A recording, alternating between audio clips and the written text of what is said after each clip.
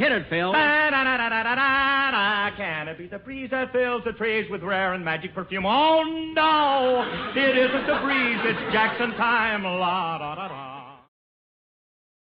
Stay tuned. Right after this episode. For our discussion. The following program is brought to you in living color on NBC. No, this isn't the Dean Martin show. But don't touch your dial because you got a treat coming up. You've been watching Johnny Carson swing that golf club for the past 10 years. And as a swinger myself, I can tell you, he's made a lot of people happy. Now, here comes Johnny's 10th anniversary show. Loaded, to coin a phrase, with a batch of real big stars. 10 years, that's a long time. I'd drink to that. Here's looking at you, Johnny. Johnny.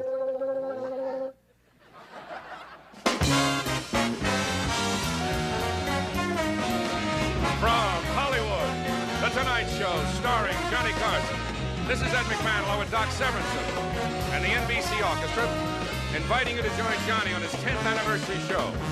Johnny's guests tonight will be Governor Ronald Reagan, Jack Benny, Joey Bishop, George Burns, Jerry Lewis, Don Rickles, Dan Rowan, and Dick Martin, Dinah Shore, and Carol Wayne. And now, here's Johnny.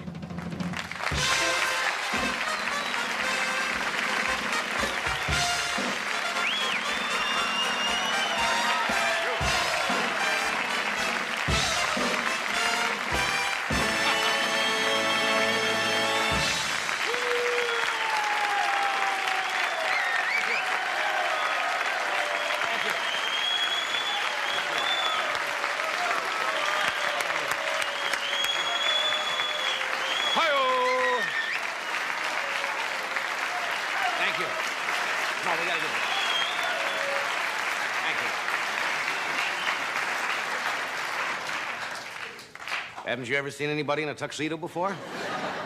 That's very nice. That's very nice. It really was. Did you see that introduction? Yes, Dino. It's really what a treat being introduced by two drunks the same night. That is really kind of starting up with the next 10. Well, here we are. People tend to, especially in our business, tend to over-emotionalize or get a little overly dramatic when you have anniversaries. But this is officially the 10th anniversary and the start of our 11th year. And we got a lot of people. This is really not kind of a show tonight. This is kind of a gathering of a lot of great entertainers, a lot of friends of ours who've dropped by, and we're just going to sit and see what happens tonight. 10 years, do you believe that? Yes. I have trouble getting by the 7th year on anything. 10 years. No, 10 years ago tonight, a very frightened, nervous, funny young man walked out here on this stage, and I want to thank Joey Bishop for filling in that first show. Joey back there. You know, you don't always acknowledge all the people behind the scenes on a show like this. That is true. Did you know that it takes over 100 talented people to put a show like this together? A show like this. Not a show like this. Ours is put together by 3 winos. Gee, a lot has happened in the past decade. 2 presidents, right? 3 presidents, 2 wars, 12 different series starring Don Rickles. I just want to give him something to warm up on backstage. Don is with us tonight. Do you remember the very first time? I remember it. You probably don't. What's this? The very first time you said, what? and now here's Johnny? Yes. Unfortunately, that was during the coronation of Pope John.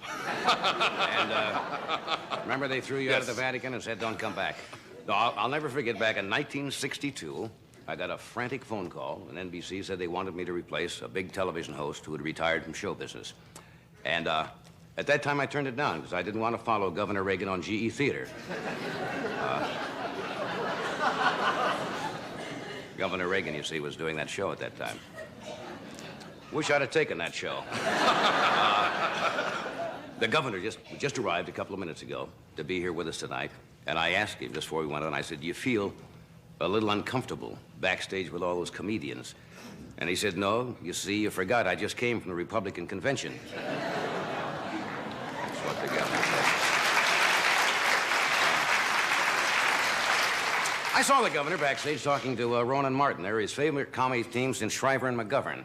That's what he told me. No, you don't have to applaud it. Political humor. Mayor Yorty sent me his congratulations and a tender picture postcard from Tahiti. You know, a lot has happened in television in 10 years. You realize 10 years ago, if you came out on television, and I would have said, they would have bleeped it. Really? That shows you how far you could go. But now I can say it, and they don't do a thing about it. It shows you how far we've gone ahead in this business. We've got a great show tonight. You've told them all the people? Yes. There's no sense, I guess, in going over the list again, is there? You could if you wish. Well, there's Dean Martin, Jack Benny, Dean is already here, Joy Bishop, Don Rickles, Dick Martin, Dan Rowan, Jerry Lewis, Governor Reagan, who am I leaving out? George Burns. Dinah Shore. Dinah Shore and Carol Wayne. Our matinee lady is going to kind of be our official hostess tonight. I saw Jack arrive just a moment, Jack Benny in front of the studio. Should have seen the people going to get autographs as he stepped off the bus. It was one of the sweet scene. So, thank you for joining us on our 10th, and we'll be with you in just 1 minute.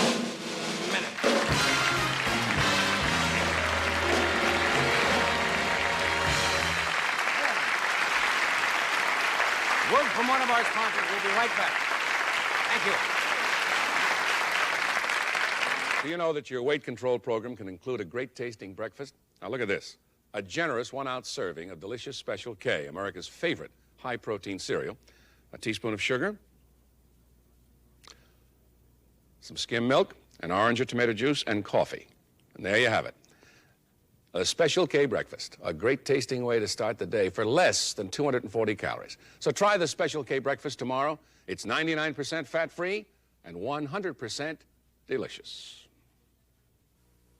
Mornings, Kellogg's Cornflakes time on farms and cities too. Everybody loves them, cause here is what they do. They put the milk on Kellogg's Cornflakes and eat them all up. The taste is good and pure and simple. Eat them all up. They use banana, peaches, any fruit will do. There's 8 essential vitamins. Eat them all up. Put the milk on Kellogg's Cornflakes. Eat them all up. Put the milk on Kellogg's Cornflakes.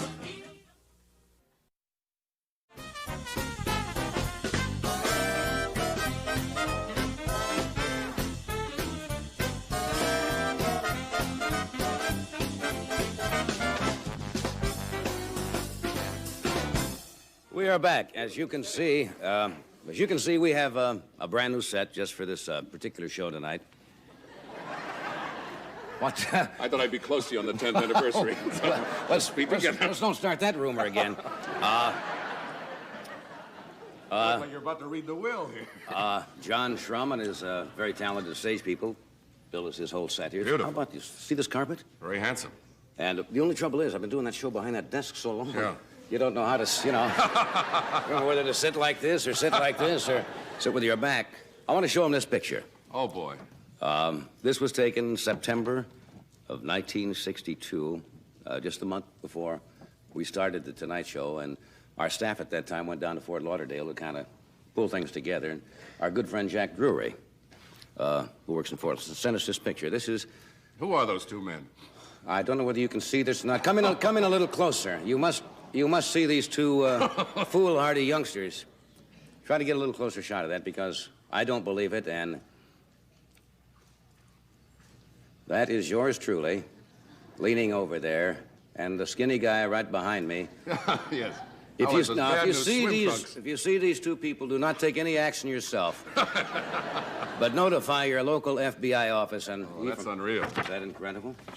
Shows you what 10 years will do.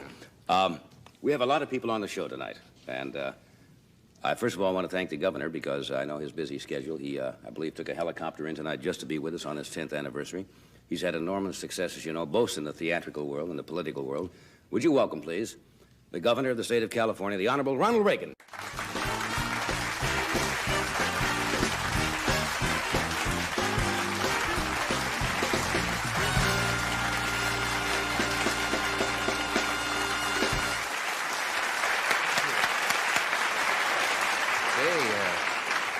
John, I remember when we were trying to talk you into moving to California. I told you it'd be like this. You said we would have trees growing and a skyline and everything? And you know, back east, they'll never believe that this is the Burbank Municipal Parking Lot. Hey, I thank you very much for dropping in. I know how many requests you must get to be at various functions and openings and closings and rallies, and I thank you for dropping by tonight just to say hello and be with us. It's always a pleasure to see you. Listen, John, it's a pleasure for me. John Wayne said to give you his regards. Oh, thank you, Governor. Thanks very much. You're going to start with me tonight, huh? On our anniversary, you're going to do that to me. No, Nancy said to say hello to you. She said also to tell you that Thursday night in your show, the little girl from Florida, when you were jumping up and down, she was all by herself. Over here at our home, she was watching the show in bed, and she said she was lying there all by herself, laughing out loud, and it was the funniest thing she's ever seen. I was up in Sacramento in bed watching and laughing out loud. You two have got to get together. Well, they told me that they warned me that politics made strange bedfellows. They didn't say anything about the way it was breaking up a pair of bedfellows now and then. Can I ask you a question? I know that I've asked you this on the show. Since you've been in political life, and you're probably more now in the public eye than that exposure politically than you were when you were an entertainer. Do you ever miss the entertainment business per se, performing as an actor? Oh, every once in a while when I miss it a little bit, I go up and look at the legislature and have a few laughs. No, I thought I would, and I loved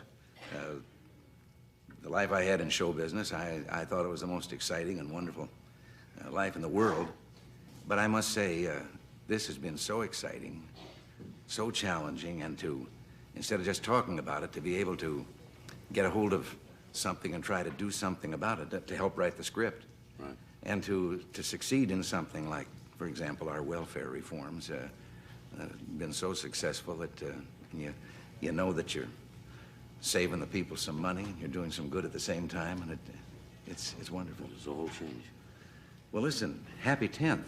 Thank you very much. I was a little disappointed. This is your 10th year. Yeah, we just finished 10 years. We are starting our 11th tonight officially. When I got dressed up, of course, I thought I was getting dressed up this way for your 10th week in California. You didn't know 10 years. No, this is 10. Listen, it's done before you go any further, and I forget. Someone that couldn't be here tonight asked me if I'd read you a little note. Dear Johnny, as one of the many who've been guests in your program, I'm pleased to join in saluting you on your 10th anniversary as host of The Tonight Show.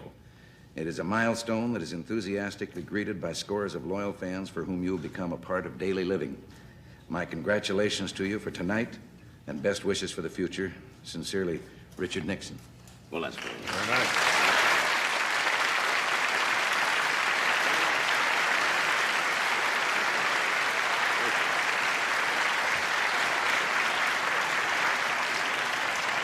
That's very nice of you to read that, and I thank the president very much. That's something you don't get too often in your life, and I know he's probably got better things to do than to write letters late at night. So, I wonder if he was laughing in bed the other night when the girl was up. Well, I don't suppose so. I was if he wants to carry Florida. Look, I thank you so much for coming in, and we've enjoyed moving to California. We have not deserted New York entirely because New York is a tremendously exciting city, and we will go back there 2 or 3 times a year, but we've enjoyed our move out here to California. We like the people. The audiences have been tremendously cordial, enthusiastic here, and the facilities here at NBC and Burbank are just great. So it looks like we're going to be citizens here for a while. Well, John, we're delighted and proud to have you, and I know that about New York. We have a treaty with New York. Everything works out just fine between us, and you've deserved all the warmth and the approval and friendship that you get from these wonderful people in California, because you've entertained them greatly, and all of us look forward to that hour of the night. Thank you. I want to thank you again for being with us. Would you give our best to your lovely wife?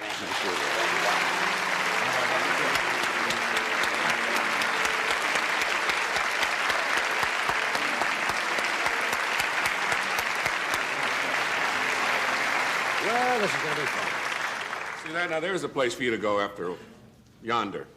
What's You that? could wind up like this. I don't think I would run for political I think the office. state senator from California would be perfect.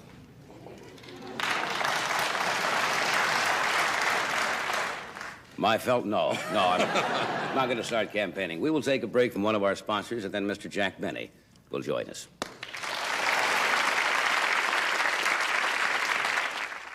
This morning, Harry carried out a week of garbage for his family of 4. His neighbor Sam carried out a week of garbage for his family of 4, including backyard barbecue waste.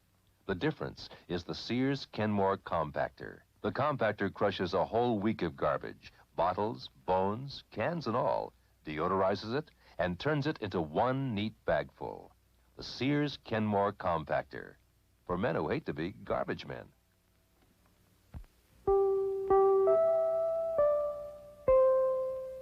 Sears Lady Kenmore dishwasher gives you freedom from scraping, freedom from pre-rinsing, because it has 2 hot water jets that scour dishes and a stainless steel pulverizer for soft food waste. We call Sears Lady Kenmore the Freedom Maker because it gives you freedom to do more important things.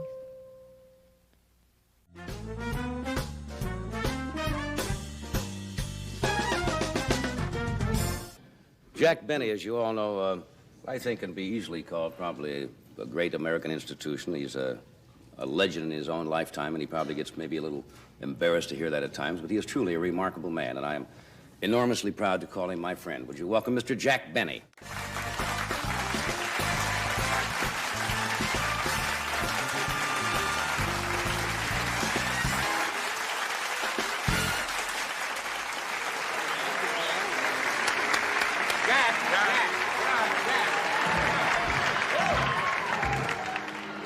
I told you he was a remarkable man. How are you? Johnny, congratulations. Thank you, Jack. Would you take on? I'll tell you something you won't believe. Yes, sir. I just got off a bus. I drove the bus. Hello. I thank you for coming Well, Johnny, tonight. this is really, I'm so glad I was invited, and I brought you a gift. And I'll tell you what it is. This is something you have to show. The audience has to see this. You know, everybody thinks, including yourself, that I laughed harder and louder at George Burns than anybody in the world. And I'm going to prove to you now that I don't. You always say you do, though. But I don't. You don't? No. Now, if you remember, some time ago, I was given a testimonial dinner in New York City, and you were the Toastmaster. Right. Now, I want to show you a picture. You're the Toastmaster. Burns and I are sitting, and I want you to see me laughing. Can you show this to somebody? Can we show this to the audience? Yeah, they're going to get a camera right over here. All right. Just hold it up. I'm going to sneak a look on the monitor myself. Good heavens. You are falling over backwards. Never in my life have I laughed that loud at George Burns. Well, there you are. And you can have the picture. Thank you. Well, Johnny, it's just marvelous. This is your 10th anniversary. And when I think how hard you have worked for 10 years, never having a night off, never being able to leave the place, even for one night, nobody to take your place. And of course, NBC, they gave me a 10th anniversary.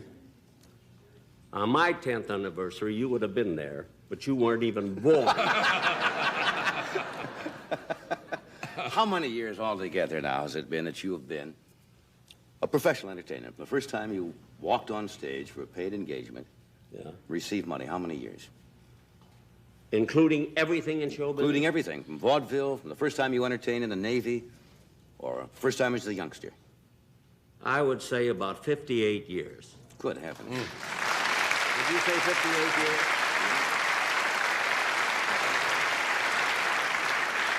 58 years in show business,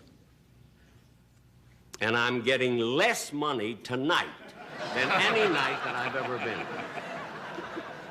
We had to sign a contract for that yet. Even for the first professional engagement, you That's probably right. got more than I this. go back I would say about 58 years. You said the other night the National Conference of Christians and Jews presented you with a humanitarian award. Yeah. And you made a statement which I really think you believe in front of that audience about if you had your wish and something could happen, something you'd really rather do. And I thought it was most About interesting. the violin, you mean? Yes. Well, that night at the dinner, first I told them, because you didn't hear it, that for years and years and years, I've been Johnny Carson's idol. That's true. Now, you've said it, haven't you? Many times. Many times. Then all of a sudden, the whole thing switched, and Johnny Carson became my idol. And you want to know something? It's not nearly as much fun this way. I liked it much better the other way. What did you ask But me? you said if you could be granted one wish, or if God would speak to you, Oh. what you would rather do. Well, what I said was, gee, I'm glad that you mentioned it now. You're smart. I like that. Yeah.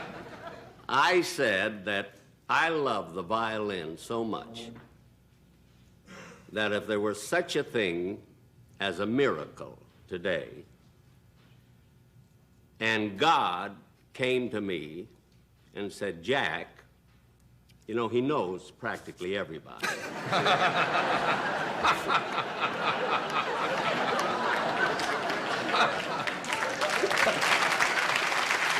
You're smart. You're smarter than I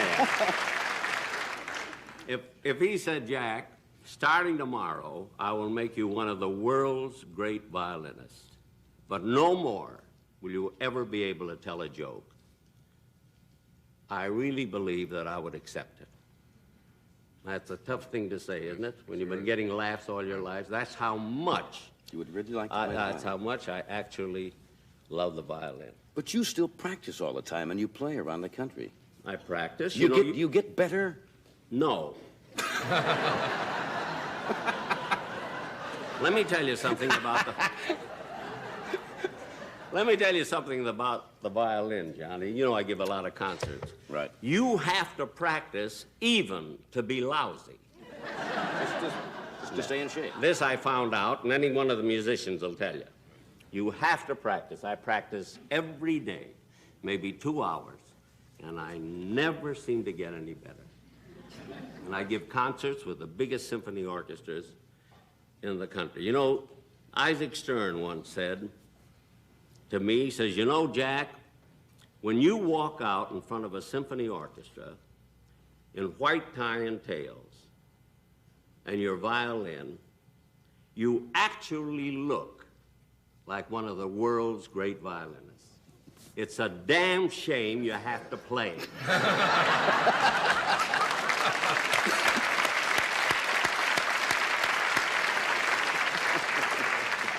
But Johnny, really, Yes, sir. I am so happy to be here, and I want to thank you for being the Toastmaster for my dinner.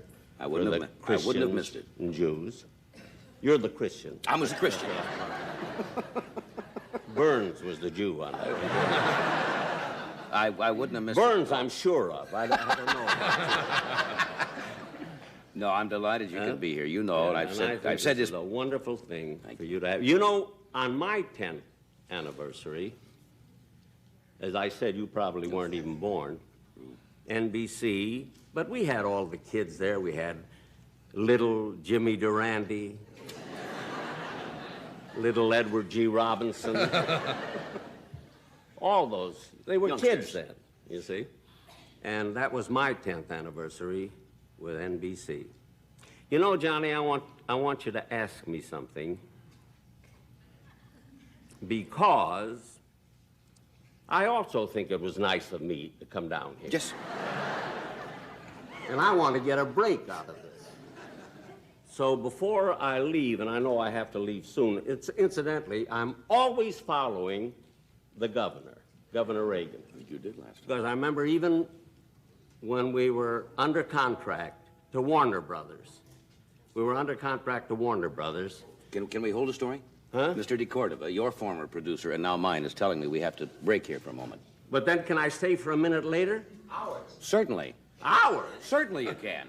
We're going to take a pause just for one of our sponsors, and we'll come back. You can All stay right. with us all night if you'd like. Well, remind me what I will. just said.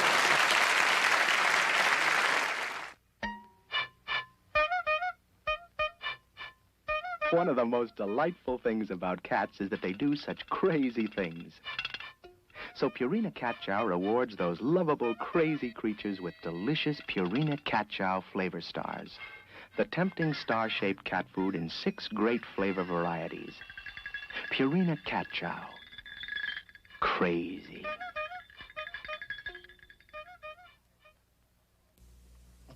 And what did your bleeding hearts pass when they were in office? A lot of garbage. They put people to work. Oh, yes. They opened Make work daycare stuff, centers. raking They leaves, passed digging up trolley anti-pollution car laws tracks, and street planting lighting. pussy willows. That's what they passed. Pass the Pepto-Bismol. If you're having politics for dinner, have Pepto-Bismol around for dessert. Pepto-Bismol is a kind of protective coating between the upset and the stomach. I'm glad that's settled anyway. Now, where were we?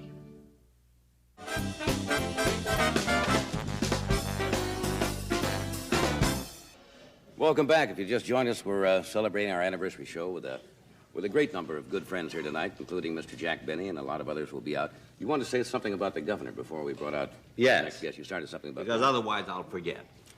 Because it seems that whenever I appear anywhere, entertainment or anything, I am always following the governor.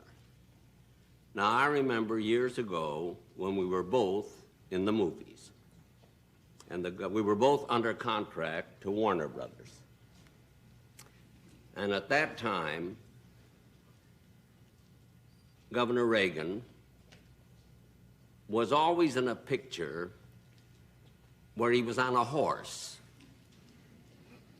And I was always with a broom and shovel right in back of him. And someday you're going to get out of show business. My next guest He was always in the cavalry. My next guest is a special friend because many times when I am not here, he is as the host. Would you welcome, please, Mr. Joy Bishop?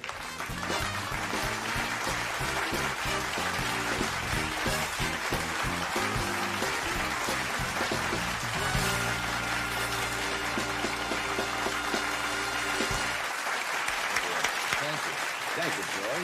Congratulations. Thank you. I have a list of weeks that I have pictured for you, John. This is not your 10th anniversary. It's your 6th and my 4th.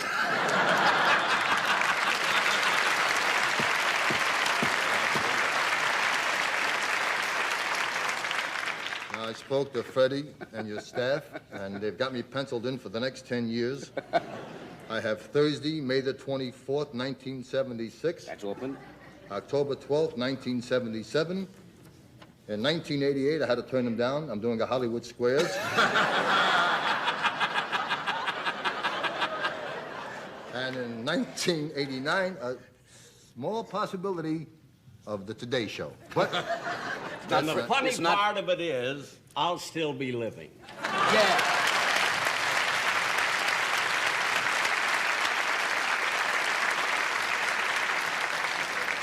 that means none of us can ever be the #1 comedian. That's right. That's good. Yeah. That's sweet. Me too. Sure glad we're going on alphabetically.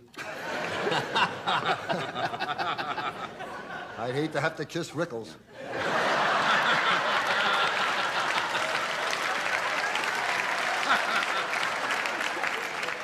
And Ephraim Zimbalist wouldn't get on till next Thursday.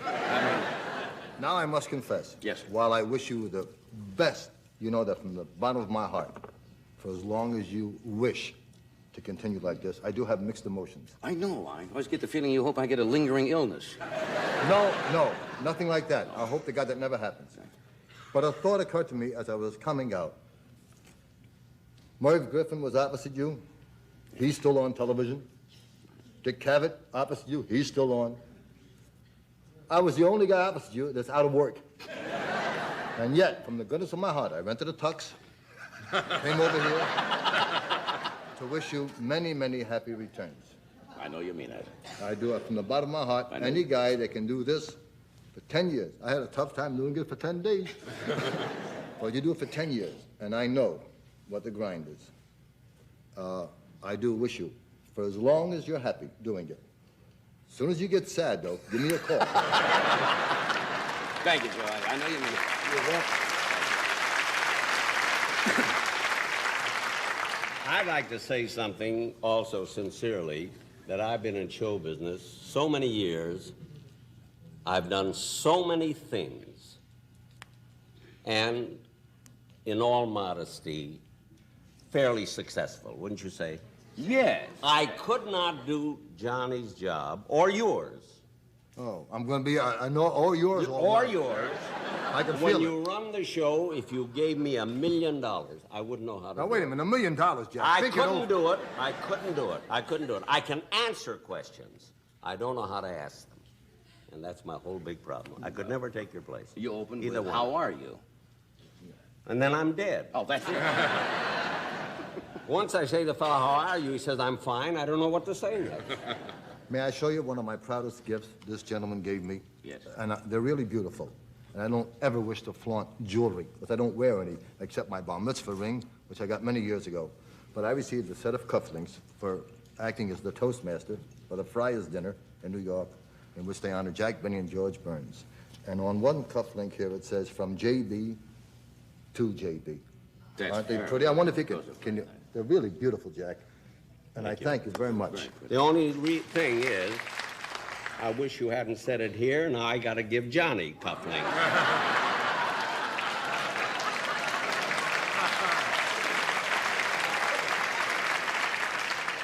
But why do you keep holding my hand, man? Because I love you. I thought you were trying to get your cufflinks back. so he could give them to me. We'll be, oh, I'm sorry. Oh, that's all right.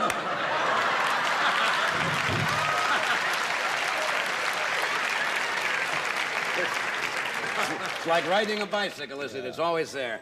Well, the hell with you guys. Ladies and gentlemen, a funny thing happened to me on the way to the theater. But first, a word from our sponsor.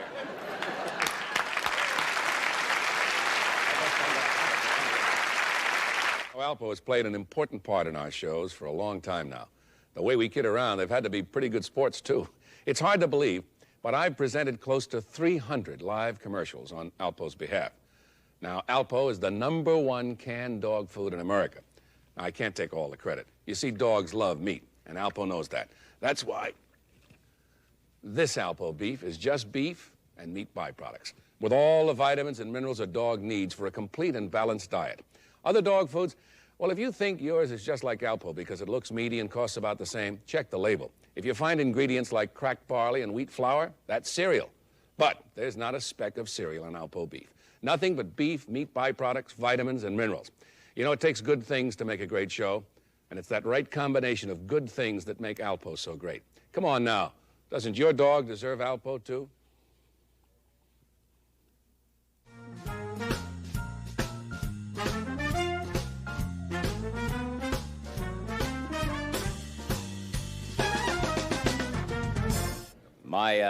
My next guest comes directly. We're a little out of order tonight because he is taping his special and he has to come over here and then he has to leave. All I can say about Don Rickles is that I've always felt that it was a shame that Martin Borman didn't live to see his firstborn. Would you welcome, please, Mr. Don Rickles?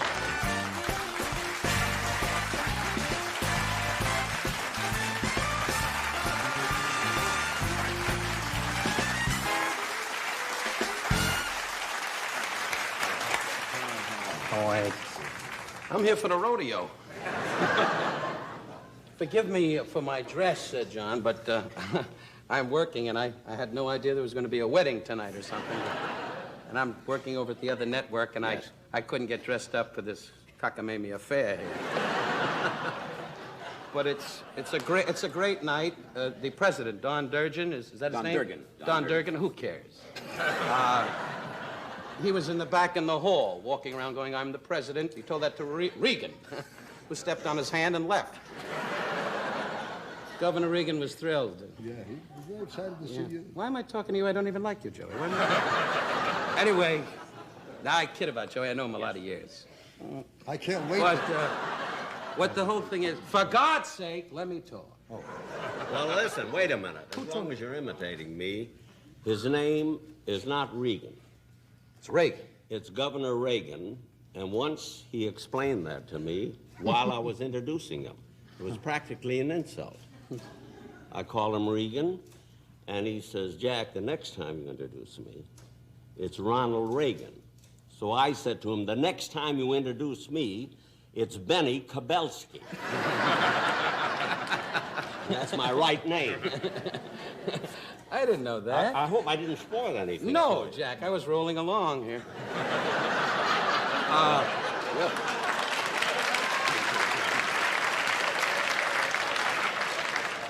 My mother would say, it's Jack Benny, keep your mouth shut. Yes, for God's sake. George, your dear friend, is in the back walking around trying to find out what the affair is about. But Johnny, it's great to see that how you, on your anniversary, you sit in a big chair and we all sit here like a group of people in a wheat field. Sitting there like King Farouk ran out of grapes. The humility in the class, now that you mix with Freddie, your producer, I didn't recognize Freddie Dicadora. Freddie, over here where the light is. He just sits in the stool going, I'm in charge. But it's a great treat, really, to be able to be with you 10 years. You know, I remember you started with that, you were talking about it at CBS the other day when you worked in that studio. What was the show you had then? I did a show at the same studio you're in now. Yeah, and what was the name of the show, John? Try to stay awake for this. Halsey. Can hardly wait to get back to Bel Air and go, I'm wealthy. It's called the Johnny Carson Show. It's called the Johnny Carson Show. Well, wonderful, John. You're kind of dull, so I'll talk to Ed. Ed, maybe you can put the rubber band on your ear and play Marine Corps pilot for a half hour. You don't have to know, Jack. It's making a lot of money for you. Isn't this great? I know what he's talking about. Jack Benny came up in the dressing room in the Sahara Hotel in Las Vegas, and that's the truth, when I was appearing there. And you were very sweet and kind. In fact, we had dinner together. I had, my wife and I had steak, and you had, I believe, one boiled egg. And he watches his diet, and he came up and he said, you know something, you see, I watched you on the stage for years in the lounge in the Sahara. True, Jack, what I'm saying? And he said, you know, you came on with some of the words and the things, you see. And I said to Mary, I said, the kid's got to get killed. Because anybody, you see, that can come on that strong has got to be crazy. Now But today... Now can we hear Humphrey Bogart? No. Oh, I'll do it.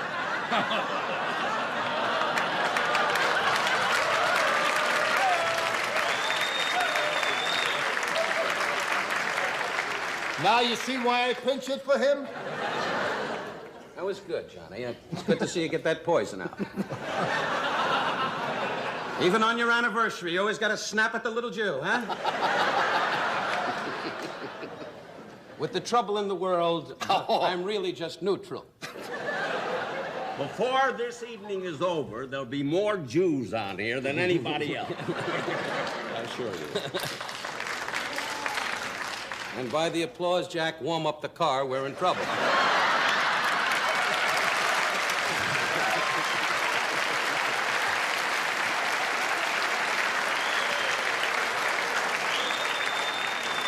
But I must say, in all fairness to you, John, it was Johnny Carson. I know you get embarrassed about this. Johnny Carson was the first guy to start me on television in nighttime form and bring my ridiculous kind of format to the public. And then Joey on ABC followed it up and kept me going pretty good. And I must say, Johnny, and very honestly, because my name was like, oh, here he comes, you know, and you were great. You sat at the desk and you had me on the show many times. And I say this with all sincerity. We know each other. We don't see each other that often socially. I have begged. But I don't want to sit up in the room in the nude looking at stars. He loves astrology, and he sits there in the nude going, oh, Venus is sick. Anyway, but, I don't know, but they're laughing. What do you care? Why does it? Look at these people. They were in line all night going, move up, Al.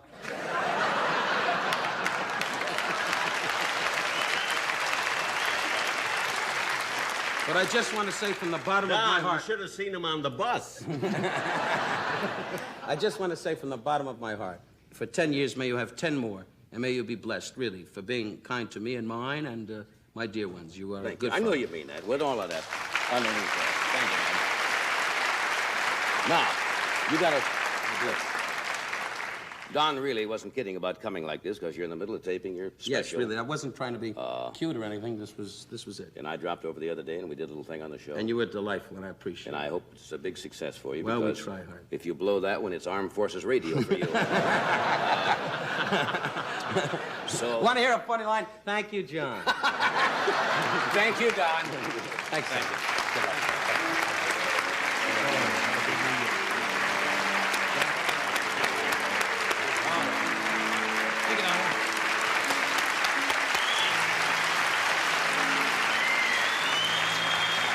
We'll be right back with Mr. George Burns after this word.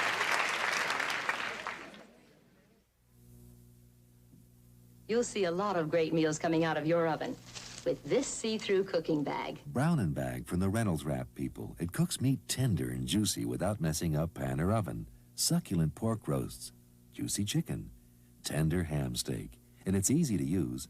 Always shake a tablespoon of flour inside the bag, and it's ready for your favorite meats and vegetables. Follow the recipes that come in every box. You can't miss. Reynolds Brown and Bag for juicy meats with no oven cleanup.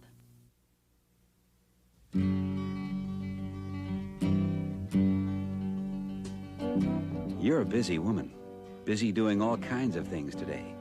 So let Mrs. Pauls help make those good foods you want for your family, like fish sticks and fish fillets. Mrs. Pauls makes them. Mrs. Pauls makes them. 'Cause you've got plenty to do.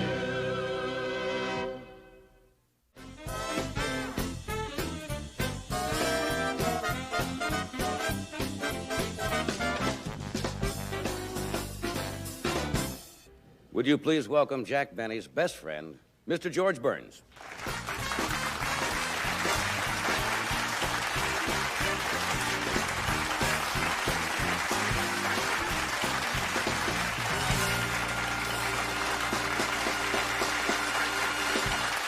Hollywood 901. Hello, George. Hello, Jack. You won't even shake hands with me, huh? Where are you? I can't see. Oh. I resented that picture that you gave me, Jack. Well, I can't help it. That's the way I laughed at it. You were still laughing at me because you were laughing at a joke that I gave to Johnny. I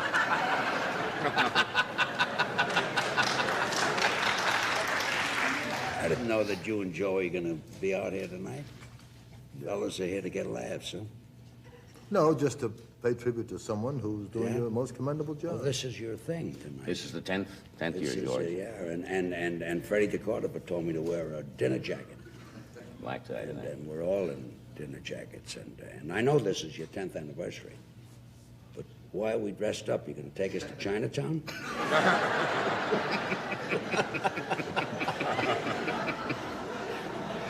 Don't laugh at me, because he'll resent it. George, would you mind not making Jack laugh? Because every time he does, he spits on me. Well, I'll tell you how much I love Jack. I'll take it. I'm not going to laugh at anybody, though. Okay, don't. To hell with it. But, Johnny, you've been doing this now for 10 years. Yes. I guess it's tough finding something else to do, isn't it? You gonna do it for 10 more? I don't think we'll make another 10. 10 more? That means you'll be a big hit for 20 years. Isn't that kind of monotonous? Well, why don't you go into radio? Why don't you travel? Why don't you entertain in Wilkes-Barre, Scranton, Troy, Albany, Mechanicsville? All those so that the people can see what you look like. Going to do this all your life? I don't think so. I wouldn't have. Whatever you do, please consult me. Yes, check with Joey first. You're liable to finish up with NBC for the rest of your life. Yeah. There are other things in show business. There are, do you sing? Not as good as you, George. I sing pretty good. Actually, you sing excellent. Yeah. And I dance pretty good. Yes. Yeah. But I don't dance as good as I used to dance. I just tried to do a little thing backstage just now. I stepped on the girl's toe. The girl that brought me out.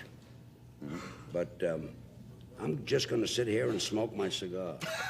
You've got so many entertainers here tonight, so many comedians. You need me like Georgie Jessel needs another medal. I don't think you've ever been on the show where you haven't sung. Well, I can't sing because you've got Dinah Shore, haven't you? Yeah, but I don't think Dinah's going to sing. She's not? No. Well, I don't want to take the edge off Dinah. Is Sammy Davis on the show? Sammy couldn't make it because he was in London taping. Oh. And he could not make it. Then that means I can dance. You can sing and dance. We got a cut? Does that mean we got to cut away for commercial? Thank God. All right. We'll stop and do this, and then we'll come right back. After word from one of our sponsors. Renee, you didn't iron the shirt. Isn't it about time you stop putting up with wrinkled permanent press shirts? Dishes on the bottom. Stop struggling with dishwashers that are hard to load. And stop fumbling with refrigerators that need the frosting. Then stop in at your participating Whirlpool dealer displaying this sign. You'll get a good deal on a dishwasher, refrigerator, washer, and dryer, as well as an electric range, all of which can make your life a little easier.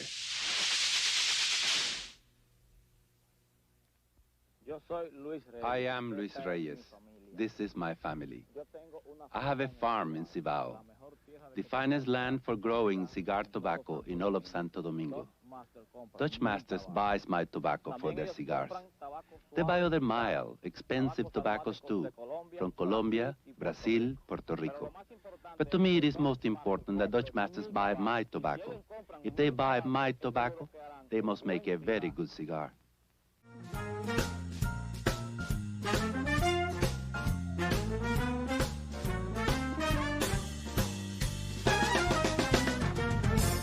Here's another good friend and one of the most popular stars in the world, Mr. Jerry Lewis.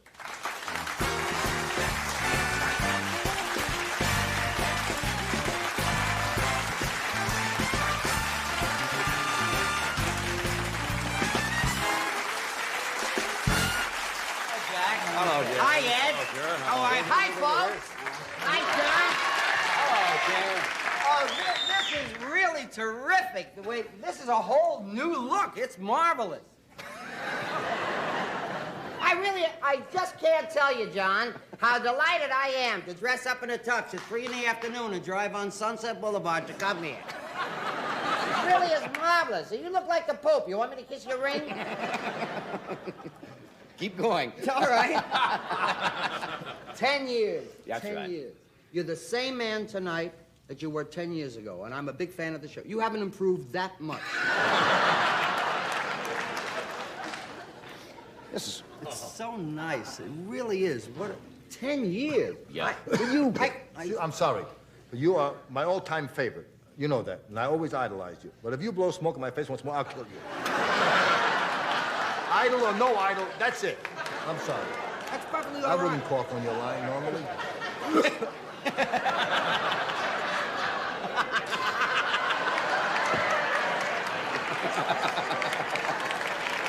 From you, God.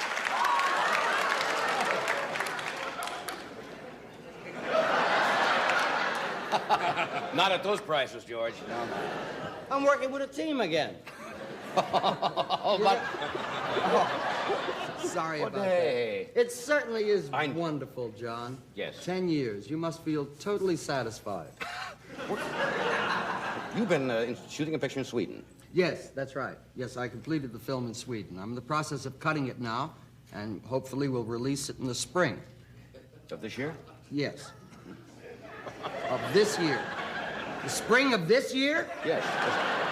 I better hurry and finish the last reel, wouldn't you? It's a marvelous film.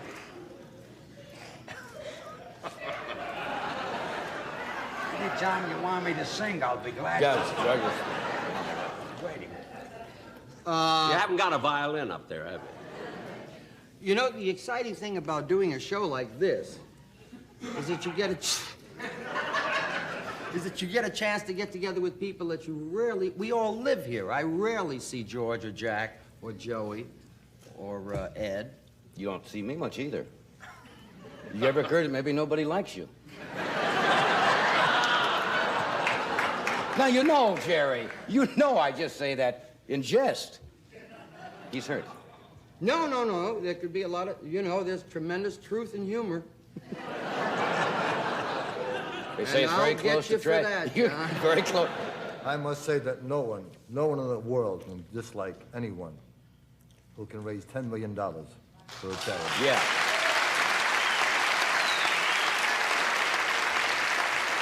Here. Well, of course. I raised $6 million for musicians.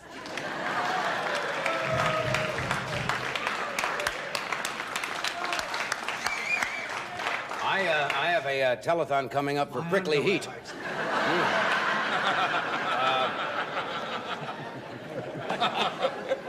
My underwear hurts me. Well, I mean, everybody gets up and says something. I'm in show business, I thought I'd get up. Does everybody know how everybody gets here? Johnny doesn't call, Ed doesn't call. You get a telegram, and it spells out what the facts are. Did you all get these? I had a call from Dave Tebbitt myself. Yeah. Then I got a wire. Oh, well, the wire really wiped me out. Oh. May I? I got something in my pocket. A cigar. I'm not going to read this wire. That means we have to. That music that he raised all the money for is preventing me from reading this wire. That's right. We're going to take a break here, and we're going to come right back while we have the couches redone and reupholstered.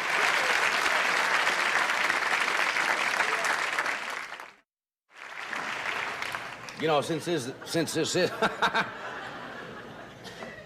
the 10th year, and it's kind of a highlight, at least with this kind of a show for 10 years, what's been the highlight of your life? I mean, really now. Something you really remember. Either any of you. Or none of you. Or some of you. No, a real highlight. A memorable anniversary or an honor or... Yeah, I have a memorable highlight.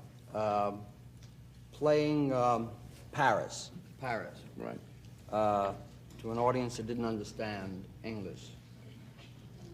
And what is the snickering? I didn't finish the part yet. And they reacted because they felt what you were saying. Right. That was very memorable.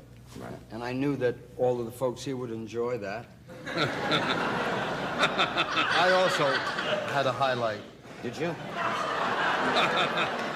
Now I've got to think of a highlight. That's right. It's highlight Mine was time. playing to an audience in Pittsburgh who didn't speak a word of English. Well, that is tough, of course. Johnny. Yes, sir. You know what my highlight was? What? I told you I've been in show business like 58 years. Right. In my entire career, and I mean this sincerely, my highlight was when my little hometown, Waukegan, Illinois, built a school, a junior high school, and named it after me, called the Jack Benny Junior High School, and you had a picture taken. Standing in front of it, sure. That's right. That's my highlight. I did have a highlight. I'll get back to you. You have a highlight, too. Now, wait a minute. George Burns has a highlight. I thought, George, you hold your highlight until My big George. highlight is when I played the Jefferson Theater. The Jefferson On Theater. 14th Street. That was in New York. And I played there for 3 days. Yeah. And I wasn't closed. Big highlight. That was one of my big highlights. I got some more highlights. Yeah, but Joey's got a highlight. Oh, Joey. Joey, after Let's your hold highlight. the other highlights for George while we hear Joey. this isn't All Joey. those for Joey's highlights. The highlight of my life, I mean, nothing, not personal, no marriage, not when my son was born. I'm talking about career-wise, was emceeing the inaugural for the late John F. Kennedy. And I had a line to do, and I didn't know whether to do the line or not. And the last second, I decided to do it, because we addressed the president. He sat in the box, and we were this close, from here to the camera. And I said, Mr. President, now that you've been elected, will you please tell me how I get that sticker off my bumper? That was my... but emceeing the inaugural, and they had some great talent. That was a highlight. You took the highlight right out of my mouth. Excuse me. Yes, but you said it. You said it to McKinley. It was the same It's a McKinley. Yes. I thought I said it with humor. Well, John Rickles. I think we got a new thing here for series called Highlights of People Sitting on Couches. I think if we punch this... What was your highlight, John? I mean, being here tonight. No, the truth, John. This is just another show. This is one of them. 10th year. No, it's not just another show. The fact that we did this kind of a show for 10 Well, years let's is one hear of them. what your feelings are, John. My highlight actually was when I was 8 years old. You had your first affair. You knew. No, it was a... No, when you're very 8 years involved. old and you go to the John, every light is a highlight. Well, that's true. If you want to get dirty. Would you like to hear about my sister Goldie? No. We don't want to get that dirty. And we'll hear about that right after a word from one of our sponsors.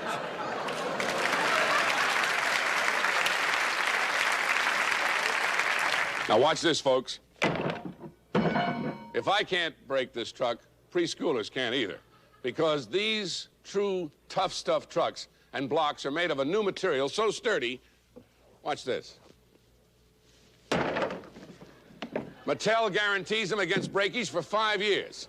Guarantees them against defects in workmanship and material for 5 years. If they should break, return to Mattel.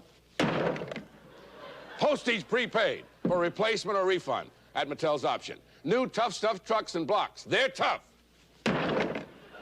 Really tough from Mattel.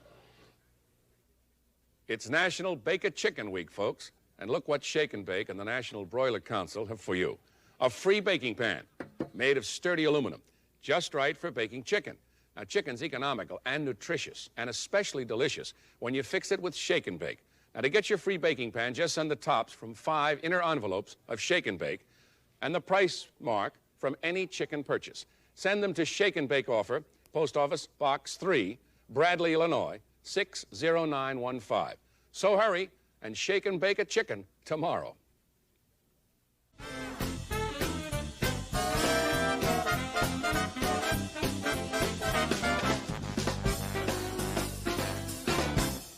Well, me. Welcome back to our adult version of Sesame Street.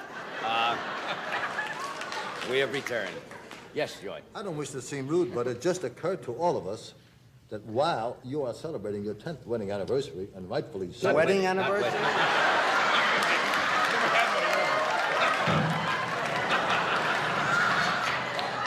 Somebody didn't tell you he never made the 10th.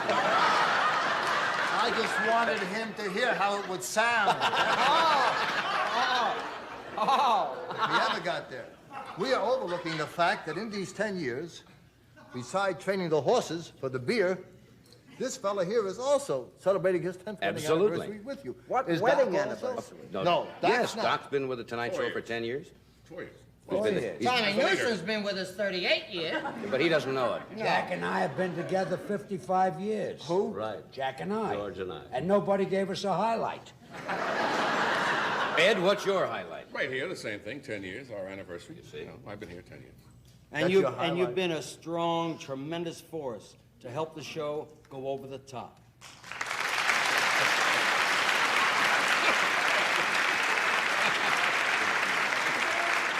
And I like to bring out the other 2 Gentiles. All right. Yes, we have. The other We two. could use a couple of Gentiles. Okay. Hearing now 2 Gentiles. No, we can't do that. People won't understand. Would you welcome Dan Rowan and Dick Martin?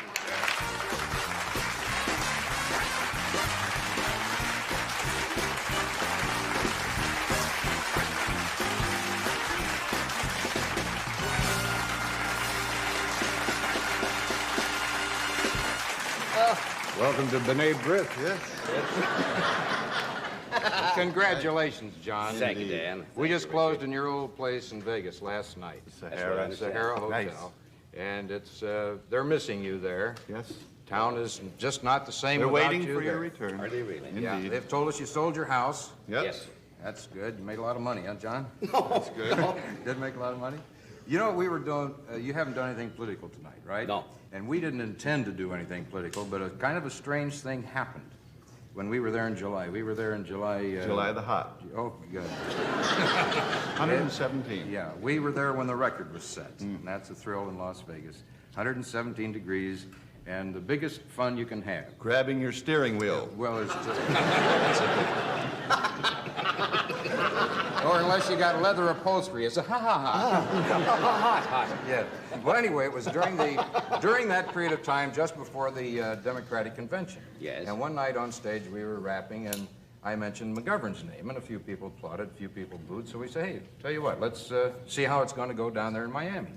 So we had a survey, and yeah, and oddly enough, McGovern, of course, generally was ahead, but the guy who ran second to him most of the time was Governor Wallace. It's true. Had a lot of supporters. Muskie didn't do too good, does he? No, he didn't do well at all. Colonel Sanders beat him 4 nights in a row. And so what we were doing this last time, we were running a survey again to see how it's going to go in November, because McGovern has his running mate now. That's right. He has Yeah. a fellow out of the Army. He's not in the Army. Sergeant Shriver. Well, that's his name. That's not his rank. You don't name a boy sergeant. Well, I don't name... You name a police dog sergeant. No, well, that's boy sergeant. His name is Sergeant.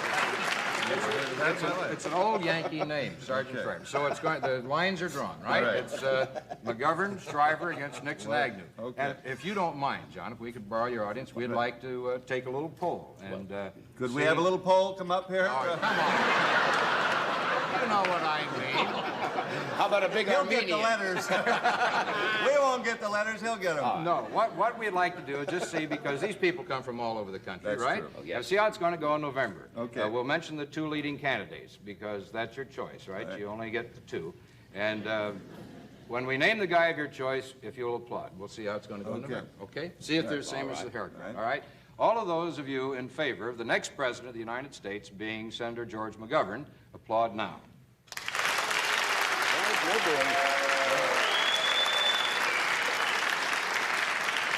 There may be some uncommitted. You better get Colonel Sanders out. He's running good. All right, those of you in favor of re-electing President Nixon, applaud now.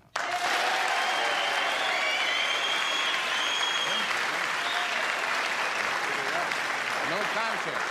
We have just saved the government $2 billion. Well, they're not going to take that. Decided right here. Old Dick did it again. Wait a minute. Old Dick rammed it. Wait a minute. I don't care what your politics are. You don't call the President of the United States Old Dick. He's the President. We've known him for 20 years. I don't care how long we've known him. You don't call the President Old Dick. He was a regular on our show. It doesn't make any difference. You talk to him, it's Mr. President. How about Mr. Dick? From the minute a man is elected to that office, he is called Mr. President. His most intimate friends, Mr. President. Never anything else. From the day he's elected till the day he dies. If Harry Truman takes a walk around the block, good morning, Mr. President. Same thing with Johnson. Good morning, Mr. President.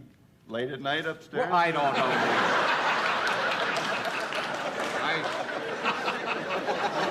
I suppose Mrs. Nixon calls him whatever she used to call him. I don't know.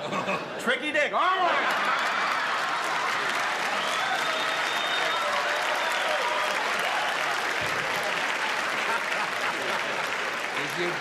You can learn a little respect for people in high office. You're talking about highlights. Our highlight was this year. The very first time that what's-his-name and I were ever invited to London, the Queen of England. You guys have all done it. It was our first command performance. That's true. And I was never so embarrassed in my life. You know, you guys know what happens. After the show's over, the curtains close, the Queen is sitting up there, the royal party. She's a nice-looking lady. I'll tell her you said so. The curtain closed. A little hippie, but... All right. Now, when the show is over, the curtain closes, the Queen, the royal party come down stage, and they walk, and you shake hands, and everyone tells you in front what to do. You know, the wives are there with the white gloves, and everybody knows the protocol. Prince Philip walks by, and this ding-dong curtsies. He kissed my hand. He did not kiss you. He looks at him, and he says, "Hi, King." Now, don't you figure he's the king? He's married to the queen, Well, right? that doesn't make him the Goes king. king, queen, jack, 10, 9. We have to take a break here. I don't blame you. It's too bad you guys didn't come in with some material. We weren't going to fool around.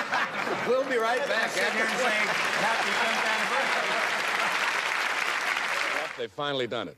What have they done, Ed? They've named a car after me. You mean they call it the Silly Savage? No. They call it the Sportabout. Well, I was close anyway. American Motors Hornet Sportabout. Now, isn't she a beauty? Not too big, just comfortable. It's so easy to handle, even the doctor can drive it. And it's got a big standard 6-cylinder engine that leaves the other little wagons behind. And you know what else, Doc? Tell me more, The Sport. Sportabout has more rear seat legroom than any small U.S. economy wagon. And inside, there's loads of cargo space, too. Yeah, I can see that. And only American Motors makes this promise. The buyer protection plan backs every 73 car we build, and we'll see that our dealers back that promise. American Motors Corporation, we back them better because we build them better. What's the name of this car again, Ed? The Sportabout, Doc. American Motors Hornet Sportabout.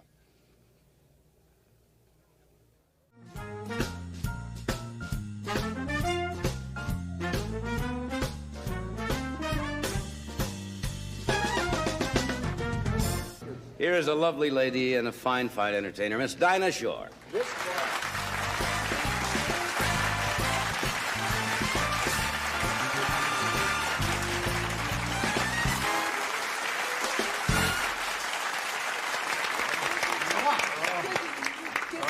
I'm closer. Yeah. How are you? I'm absolutely fine. You know, I was so excited. Congratulations. Well, thank you. Thank you. It really is exciting. And I was so delighted when Freddie DeCordova told me that I was going to be the only girl on the show, you know. And then Carol brought me out here, and I feel like one of the guys. But she, you know what she told me, Dinah? She said she's learned how to make the best stuffed cabbage in town from your show? From my show. You really do all that cooking yourself? I certainly do. Great cook. We can testify to that. Yes, We've each indeed. done the show. Yes, that's Yes. right. I didn't want to get onto my show. I'm really so thrilled and pleased to be a part of this evening. Really, it may come as a big shock to you, but Ephraim Zimbalist is not back there. And I've been sitting in that green room all alone for a long time. And I mean, really alone. You cannot believe how lonely it can be. I know how Dick Cavett got to feel at this moment. Oh. It's got, He's or maybe like a Presbyterian at Bridget and Bernie's wedding. I don't know. How do you feel when you're all alone back there by yourself? If the alphabet is the way you present it to people, then I figure the only one that comes on after Dinah is Xerox. Xerox, that's right. They didn't have Zimbalist. Get the idea? Yes, that's kind of cute. Actually, it's not in all in alphabetical order because our last guest tonight will be the president of NBC Television, whom you all know, I'm sure, Mr. Don Durgan. Whom we all know and love. Whom we all know and find Don being in his Durgan. own right. Good. When I had my show on NBC, I loved him, yeah. I don't have to love him. I'm a pinch hitter. That's right. I could like him. It's good to love him. It's good to love him. I like him Say- 6 weeks a year. Well, we haven't heard your highlight. You heard us all talking about our highlights out here, and it seemed to be a wonderful question. That's not fair. Well, I used to be her highlight, but I told you not to get... Refused to pose in the centerfold. who refused? You were rejected. No, that's not. No, that's it's not not just true. not fair. But you know, you've got married and everything. that's true. Yeah, that's Well. true. Ruined your whole image. Yeah. Just walks around now with a smile on his face all the I time. know. Thinking of the good old days. Yeah. Would you believe that, darling? Would you two like us to leave? I'm going to sit here until I think of an ad lib. Hey, John, you just got booked for the next 10 years. If I can't think of anything funny, I'm not going to say anything. Okay. And I'll tell you when I think of something funny. My toe starts to move. Go ahead, talk. Keep an eye on his toes. But watch my toe, folks. Better we should wait for his ad lib than No, mine. no, I've got nothing to say. I'm lucky if I can put my cigar into my holder.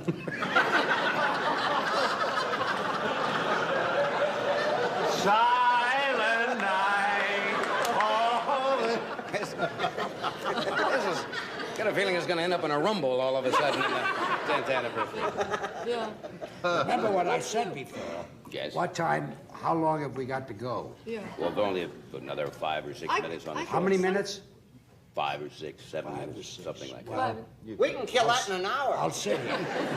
I'll sit here. I get a feeling we're Because all if I waiting move my for the toes, rabbi and the couple to show up. I got a feeling that none of us are comedians. What the hell is with the applause? Get a load of this Nuremberg trial. I saw you standing out there like, let's make a deal with your funny little outfits. I meant no harm. I hope I wasn't personal. Johnny. Yes. I have to leave because I'm dressed not only to be here, I know you have but I to have to go someplace else. A funeral? Now, I think the fact that I came here to congratulate you, and you know how I love you, yes, and how I wish that this will go on for years and years and years. But in order for me to get something over the air, I want you to invite me to your house for dinner. October 17th. Now, ask me now if I can come to your house October 17th. All right. And then I'll have an answer for you. All right, I'd love to have you join us for dinner October 17th at my house. Well, Johnny, I'm sorry I can't make it. Because that's the night that I'm opening in Houston, Texas at the Houston Theater. Good night, John. Good night, John.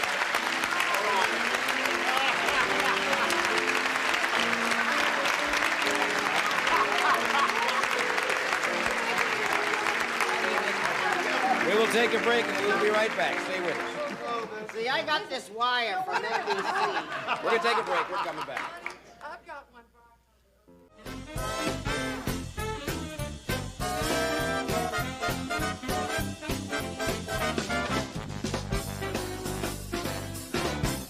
We are back now. Yes.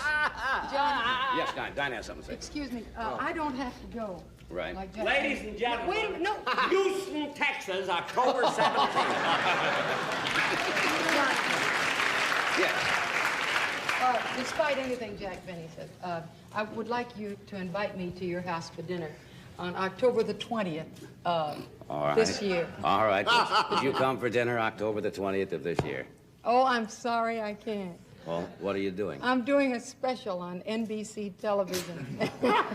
It was a way, how to handle a woman. I figured you'd be an authority, but I can't be here to find out. I see. I seem to be eating alone that night. Would you welcome, if Don Durgan comes out and says, invite me to dinner and can't come, it's all over. Here's the president of the NBC Television Network, Mr. Don Durgan.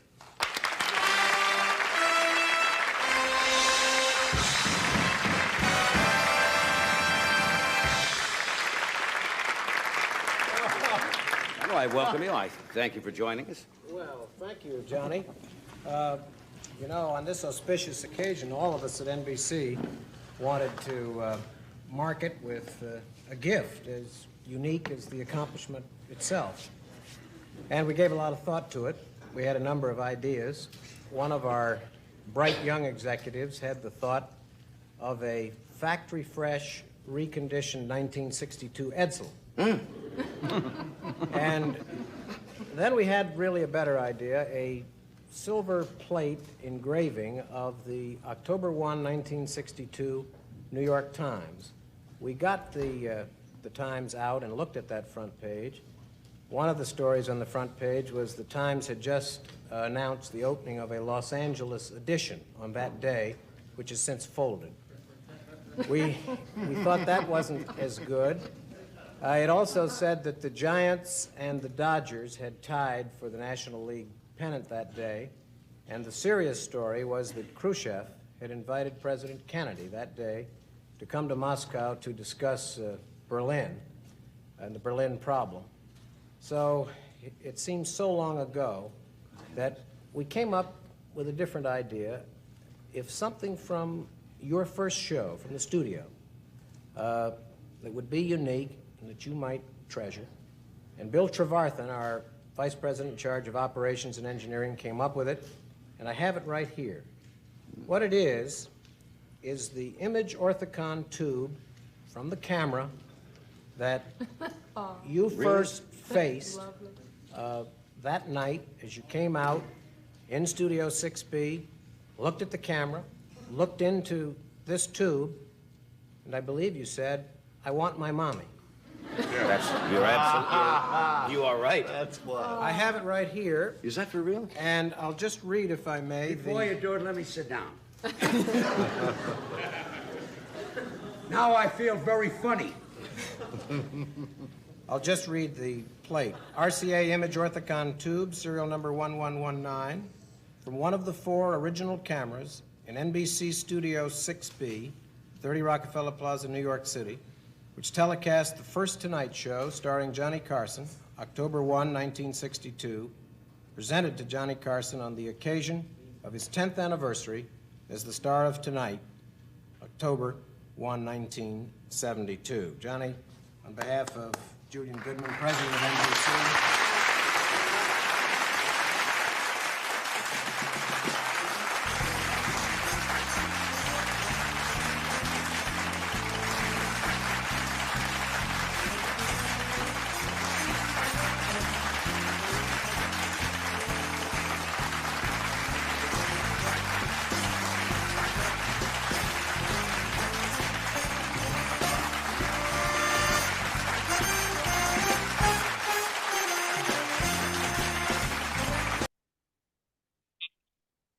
Well, Jello again. This is Buck Benny speaking. I have tux on and tails, I guess. I don't know. And because we are presenting the 10th anniversary of the Johnny Carson show. And so I think that's going to be a lot of fun to present. And we, of course, have our friends Kathy Fuller-Seeley. Hey, Kathy. Hi. Good to see you. And she tells me her 4th book. Yeah, but the 4th in the series, right? The volume 4 of Out within the month. yes, within a few weeks. And honestly, by the time you hear this, it'll be out. So it'll definitely be there because this is, I think, going to appear in like a month or something. So anyway, that's awesome. And the series is called the Lost Jack Benny Broadcasts, I think, or something like that. Jack Benny's Lost Broadcast. There we go. Volume 4 is in orange, following our way through the That's awesome. through the rainbow. So, and they're all worth getting, and they're all fun. I mean, but we have to be honest with you. I mean, you have to like reading the scripts because that's what it is. It is scripts that are missing the audio component of them, and so you get a chance to actually enjoy Jack Benny shows that there's no other way to enjoy. So when you read them, you can almost you can hear Jack read the lines because if you're a Jack fan, which anybody would be who's buying them, it's like I say, after I read them and then I think back, I'm like in my head, I think I listened to that, but I really didn't listen to it. I read it, so it's kind of weird. But yeah, it's great. I love them, and the intros are always fantastic, Kathy. So this is especially a long one. Nice. Lots of new research. Hooray for digitized local newspapers and things like Exactly. That's fantastic. All right, and then we have Hope Sears. Hey, Hope.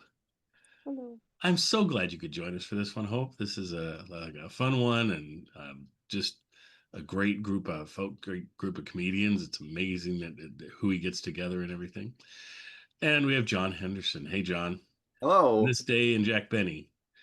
One of the only Jack Benny podcasts out there right now. So enjoy John's until mine gets back on the air at some point. And if you hear this and I'm still off the air, I'm going to be bringing it back at some point. I just didn't mess with it during the school year because I wanted to finish off my school year, which just finished off on Wednesday of this week. So it's now Friday. No, Friday. It's Saturday. So anyway, so it's nice having that done. And then I can focus on trying to get my podcast back up and things. Hope, do you have like a podcast anymore or anything like that? Anything going that we should know about? Or because I haven't heard lately. I should bring my podcast back, but I don't have anything going at the moment. Since I don't, I will plug somebody else's project. So Mark Malkoff, who does since we're talking about Johnny Carson this week, he had the the Johnny Carson podcast for a long time, and now he does late nighter stuff for them. So he has a book coming out in October. Yes, I think it's October.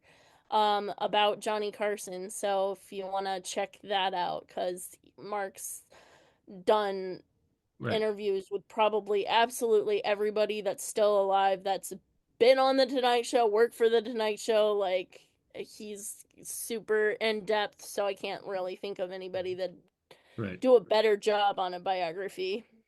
Has Rich Little ever done a book? I believe he has. Okay. It's Because been he's the most while. famous of that vintage that is still alive that I can think of. So yeah. And you would think he would have lots of great stories that he could tell, and things. So interesting. Has he been at the International Jack Benny fan club? Yes, Yeah. Interviewed him with Kathy and Mark and Dan Pasternak, who did a biography on Jack that was never released but given to the academy that he made when he was like 15 or so. Okay. Interesting. All right. Well, let's get started with this thing. So it's 1972. Of course, the Tonight Show started in 1962 with Johnny Carson taking over in 62. Before that was Jack Parr. And then whenever I mention that, folks are always like, and don't forget Steve Allen. So yeah, he started the whole thing. So there you go. Anyway, yeah, and I like all three of them. I think they all three did a nice job on their version of the show. And it's neat to this is essentially Johnny at his prime. I mean, this is when he's still young, but he's had this show successfully for a decade, and he's in a really good place as far as all that. And there's so many people still around that he can interview and have on the show, Jack being one of them, who could not have done this in the 20-year reunion or anything. And it's just, I love how respectful they are to Jack and how important Jack is, obviously, to Johnny, and their conversation is fun. So let's go to Kathy and get Kathy's thoughts on this. Well, I was trying to think of who else would have had a 10th anniversary show. Was television, I guess, but this was the era in which like CBS had a big, 40th anniversary spectacular, and NBC had a big spectacular. So they were back into, I want to say, honoring people with milestones who had been on the medium was not so new anymore. Correct.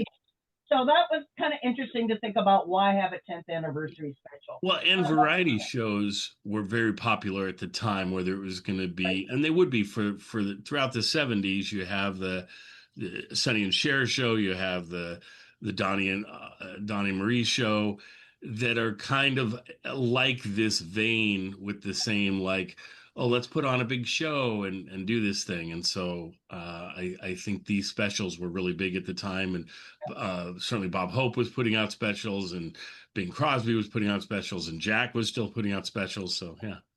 There was lots of room in the calendar for a good special. Netflix doesn't just, you don't have a 10th anniversary of whatever. But it was interesting to see, because I remembered as a kid that Johnny Carson moving to California was just such a big popular culture news item. And I'm going, oh my God, I was 12. And yet the fact that I wasn't supposed to be up that late, that I remember something about him moving from New York to California. And it was interesting, the Ronald Reagan Presidential Library commemorates this. And supposedly Ronnie thought that he played a significant role in luring Johnny to the West Coast. And there's a great photo that I'd shared with the group of what maybe his first show on like May 1st, 1972, from the Burbank studios. He had Governor Reagan on as a guest. And so when you ask why was the first guest Governor Reagan, I mean, because he's not like president, but it's interesting to go back to that time. They said when I was just a little kid, and Ronald Reagan was not in. I didn't live in California. He wasn't on my radar. But to think of sort of his place in popular culture, giving handwritten notes from Richard Nixon. Yikes, too. Yeah, exactly. Well, I love the whole setup. And I was also of the fact that we're watching it because Jack Benny was on it.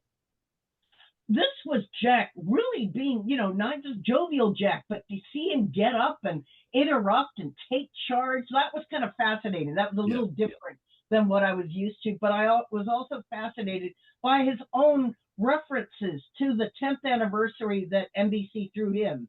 Yeah. In 1941, and it was a made-up date. Yeah. but that somehow some of that stuck in his memory. I thought was adorable. But Now, when you say it was a made-up date, you mean they just picked a date and said that's your 10th anniversary? Is that right? Yeah, and they held it, I think, in 1941. But he, of course, didn't start until May 32. What it actually was what research sort of shows is that Jack and his people were getting really tired of Jello. They wanted more money, and they wanted some attention. They said NBC is not advertising us enough. We're getting great stuff from Paramount for the movies because this was the era of Buck Benny Rides Again and Love Thy Neighbor. And so he's going, NBC, you're not doing enough for us. Maybe we need to shop the program to another sponsor. And so Young and Rubicam, the ad agency, got together with NBC, and they put on this made-up dog and pony show.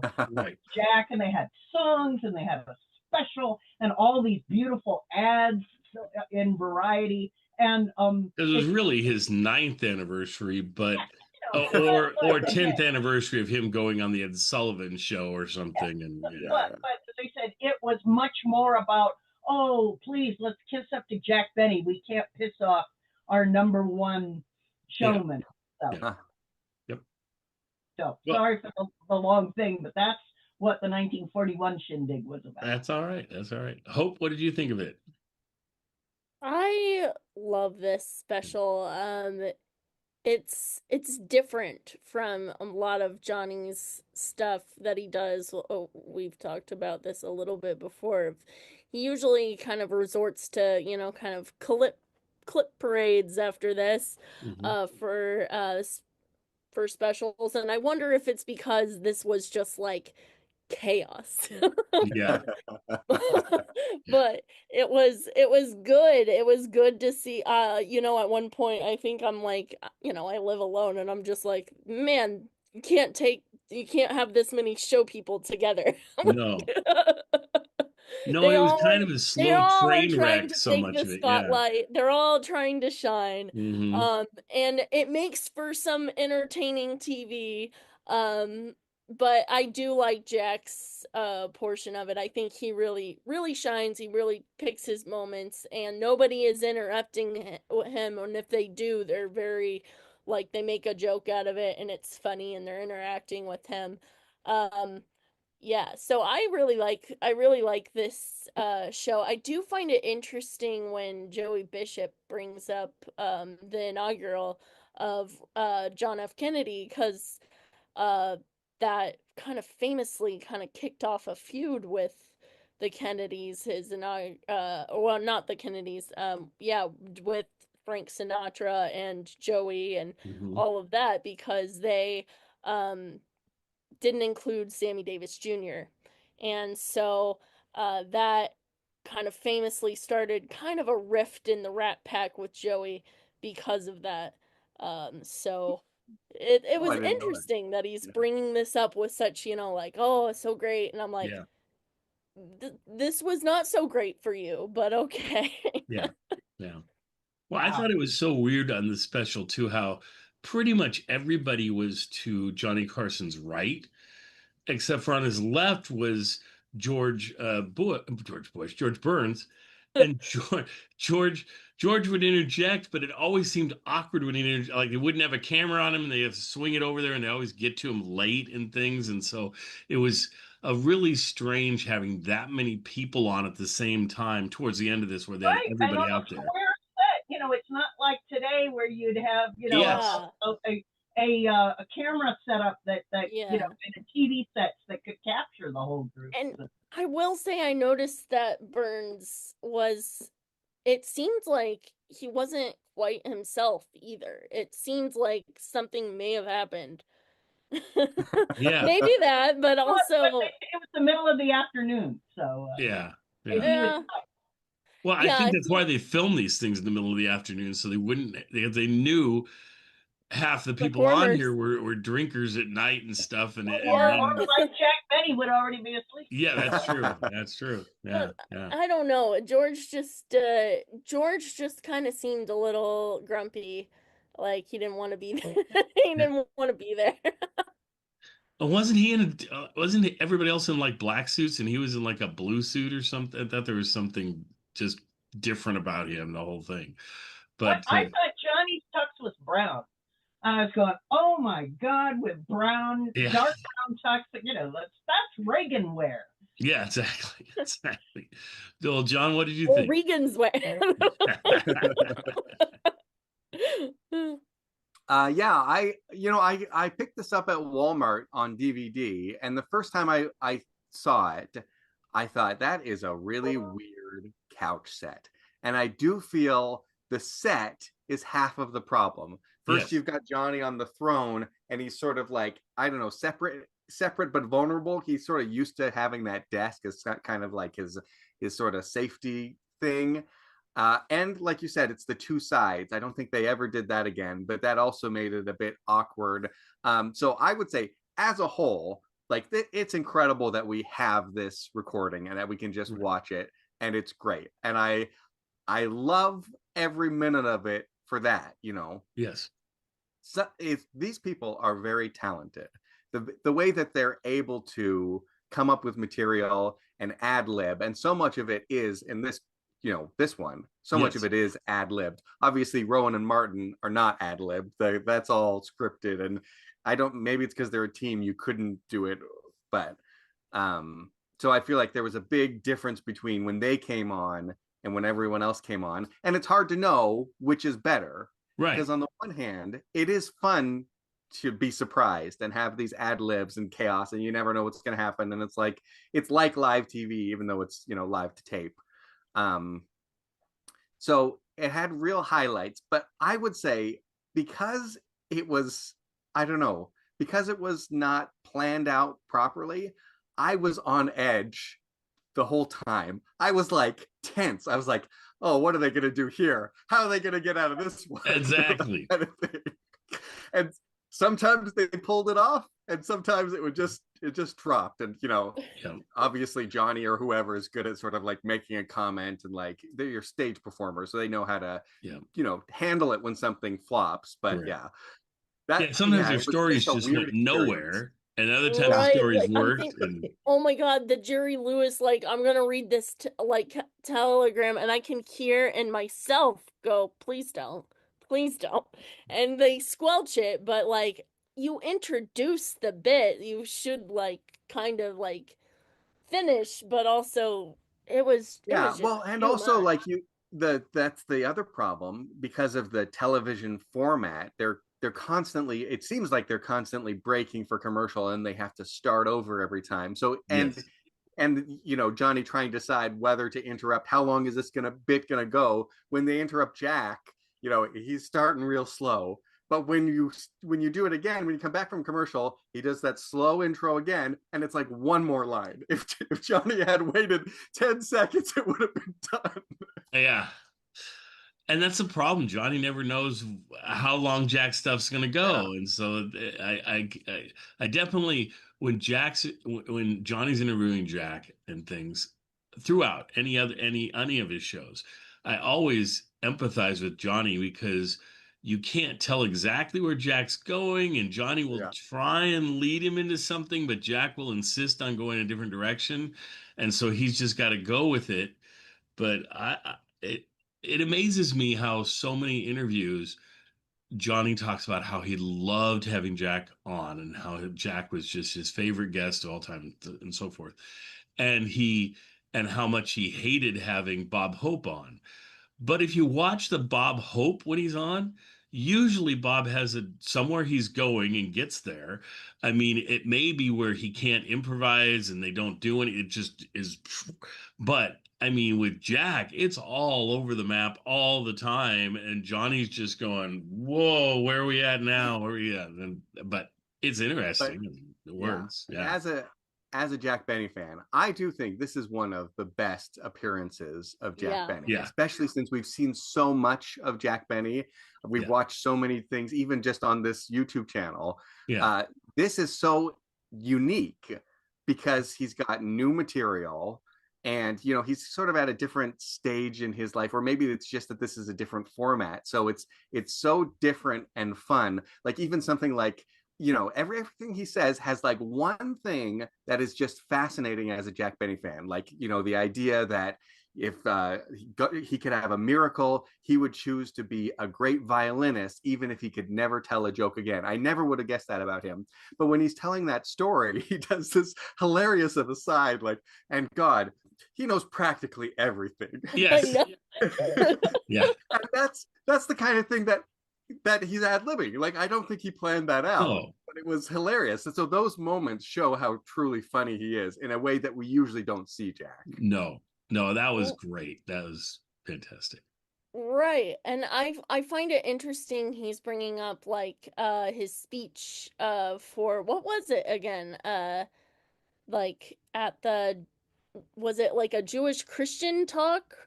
But I think that the alliance of Jews and Christians came together and put something on, like a benefit.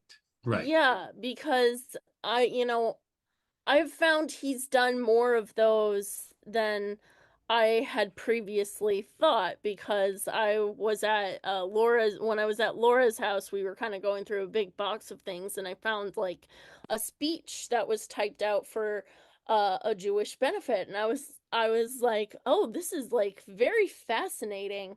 And so it's just very interesting to hear he probably had some bits that like that, John, that like, oh God, he knows practically everyone, that he probably used every once in a while, but he didn't like kind of put it on the circuit, like he wasn't performing that out in like public on TV. He was very, I think he had a very different what he shared publicly on camera versus what he did performance wise outside of a camera, which is very interesting for me to think about. But yeah, no, I really enjoyed it, and I also really enjoyed, for Johnny's sake, that both like Jack really calls out like I couldn't be paid $1 million to do what you do, because a common theme that I hear in podcast, like with Mark Malkoff interviewing people that did do guest spots when Johnny was off, is that the job that Johnny did was so much harder than people would have guessed. Just like an hour-long show, and the way he did it, it was like people didn't want to do that job long term. Well, like, at this time, it was an hour-and-a-half show. So, I mean... Yeah, that too. Like, I mean, up until 78, it was an hour and a half. Yeah. Well, just the fact that it's 5 days a week, I mean, that's a huge thing. But before I forget, since we were talking about the Jew thing, and he said, oh, we're going to have more Jews than anybody here on the stage, and it doesn't really get like a laugh, and so Rickles comes in and says, based on that response, I think we're in trouble or whatever. Like, that's another one of those things where it's like, you get these awkward moments. And the audience applauds that. That's great. And then they're like, start the car. We got to... the audience applauds that, which I'm like, is that like... Are they like stupid? Like, are they like thinking like it's a good thing now we're cheering for Jews? Or are they like, yeah, no, we hate it. Like, clap, clap, clap. Like, it's such an awkward thing to clap. Yeah. Yeah. And then I just like watching all of them in in their tuxes and see what all the different tuxes look like and everything, because it's so interesting. And then you have what was the deal with Jerry Lewis's? It's like he's got this tie that's kind of a square little thing, and you're like, I've never seen a tie like that in my life, and it just looks bizarre. And so, like, I'm sure he's trying to be hip and trendy or something, but Johnny was a bit of a style maker. The way his sort of body was shaped, that he was all about the very wide lapels. yes. And very wide tie. So he's kind of short and wide. And so, just as you say, it's interesting to look at the menswear. So, And the wide stuff was such a bad look. It's like, ooh. It is. well, it's like Don Rickles in his white shoes. He was full Cleveland as he cut when he came out in his little outfit there. Yes. Oh man, I loved it though. I loved how different he looks compared to the rest of them. Yeah. And also just Johnny, I'm all the time, you watch a lot of Johnny shows now and you look at I love looking at his suits because like you said, he was like a style maker, which is so interesting to think because the style was so bad, Yes. but it's so bad that it's iconic and like it's so him. Yeah. Very 70s. So I was going to say that, like, the whole show is very 70s, and if anything is the most iconic is that curtain when he comes in to do the monologue. I feel like that you would never see that in a thing today, and it's so iconic and fun. I saw on the internet that they sold it at auction, that rainbow colored curtain, and somebody paid over $250,000 to get the curtain. I don't know. I know where it's at. The Comedy Museum? Where is it? Yeah, the Comedy Museum. It's at the Comedy Museum. That's awesome. I was going to be impressed if she said, it's in my closet. Here, let me get it. It's in my closet. I have no money, but I bought this amazing curtain. It was between buying a house or buying the curtain, and I decided to buy the curtain. Yeah. Oh, by the way, selling the house so I can afford this curtain. You're living in a curtain. That's too funny. But anyway, anything else you want to point out about this special? Well, No, you go first. I was just going to say, because we were talking about George Burns, and I feel like I thought he was hilarious. In fact, I would say, a lot of people made a lot of big swings, and George Burns just took his time and made the big swings when he thought he could pull them off like him. And his delivery is just so slow and funny, like him handing the cigars or thinking, I'll just sit here and wait to think of an ad lib. Like, that was hilarious. So I really enjoyed George Burns as well. I agree. I think George, where the other folks would try, like I say, this big story or something would go nowhere and fall flat, George wasn't trying that. George was just doing these chip shots, but every chip shot was like landing on the green every time. So it was all great. Where the other guys are taking these swings, they're missing the ball entirely sometimes, and sometimes they'd connect, but it was like, I don't know. At that point, I think he was just like, I still think he was a little bit grumpy, but I think he just decided to have fun with Jack and to try to make Jack laugh. So I think that was where those amazing chip shots were coming from. And it was very calculated. Do you think it's also calculated to make him be on the other couch? Because if the two were sitting next to each other, he'd be whispering to Jack, and Jack would be doubled over. Totally. Yeah, that wouldn't surprise me. That would actually make sense with what they did. It's like it wasn't designed to be what they had it be, but maybe they were like, I could see totally Johnny go, you can't have Jack and George together. That's not going to work, guys.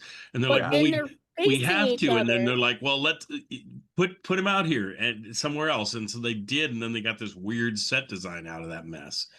But it's perfect because then he's crossing the aisle. He keeps going back and forth to like do bits with Jack. And like they're right across from each other. So it's like you can't stop.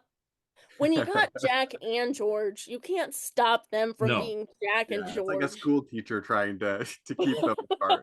Well, I also there was one point early on, I can't remember what the joke was, but you just saw Jack just burst out laughing, and it wasn't expected because of something that George Burns had said. And I thought it was so fun and such a great idea for him to bring that picture of him laughing at Johnny Carson. And what a great picture. Yes, yes. I hope Johnny kept that somewhere. Although I can't imagine he wouldn't. Yeah. Right next to the Raytheon tube. Yeah. Yeah. Well, I thought the part where Jack was smoking his cigar, and Joey Bishop is like, Yeah. if you blow that, you're a legend. I love you, blah blah blah. But if you blow that smoke at me again, I'm going to take you out. Whatever he said, and it seemed like it was really him being bothered somewhat. I think. Yeah. And then later, it's like, was it Johnny Carson? One of them was smoking a cigarette and purposely blew it right in. Jerry Lewis, yeah. In fact, right when he said that, when Jack put his cigar down, you saw Jerry Lewis lean over and grab it, because he planned that. From that moment, he's like, all right, I'm going to blow it. I'm going to find my moment and just blow it in his face. Yeah. Because that was great. So like, okay. Did the version you got on from the store, John, have all the commercials?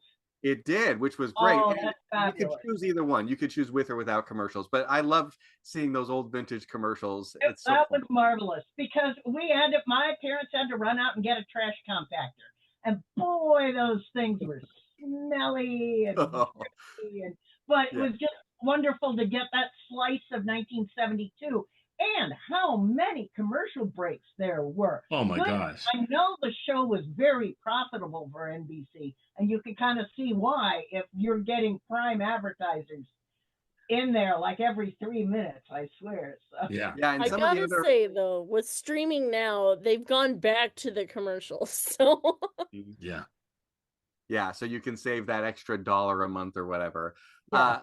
I have some other Johnny Carson stuff, and I notice so often he's required to pause his interview and say, and now a word for Parina Kacha or whatever. And so I wonder if that's why they had the Ed McMahon ones in here. Like, you have to have some sort of like live element or something like that. It's a great throwback to, because, it's a great throwback to old-fashioned live TV. And can you imagine, because Ed said we've done over 300 live Alpo commercials. That is a lot of dog wrangling and smelly Alpo dumping and things. Yeah. I mean, I think it's because Johnny was paid so well, and they marketed like to their advertisers Johnny's spot because it was so profitable for them that like that's how like NBC made their money's worth off of Johnny. And so that's definitely why I think he versus I don't see many others of that time like doing it to quite the way Johnny was made to do it. So in a way, it's a little tribute to Jack Benny.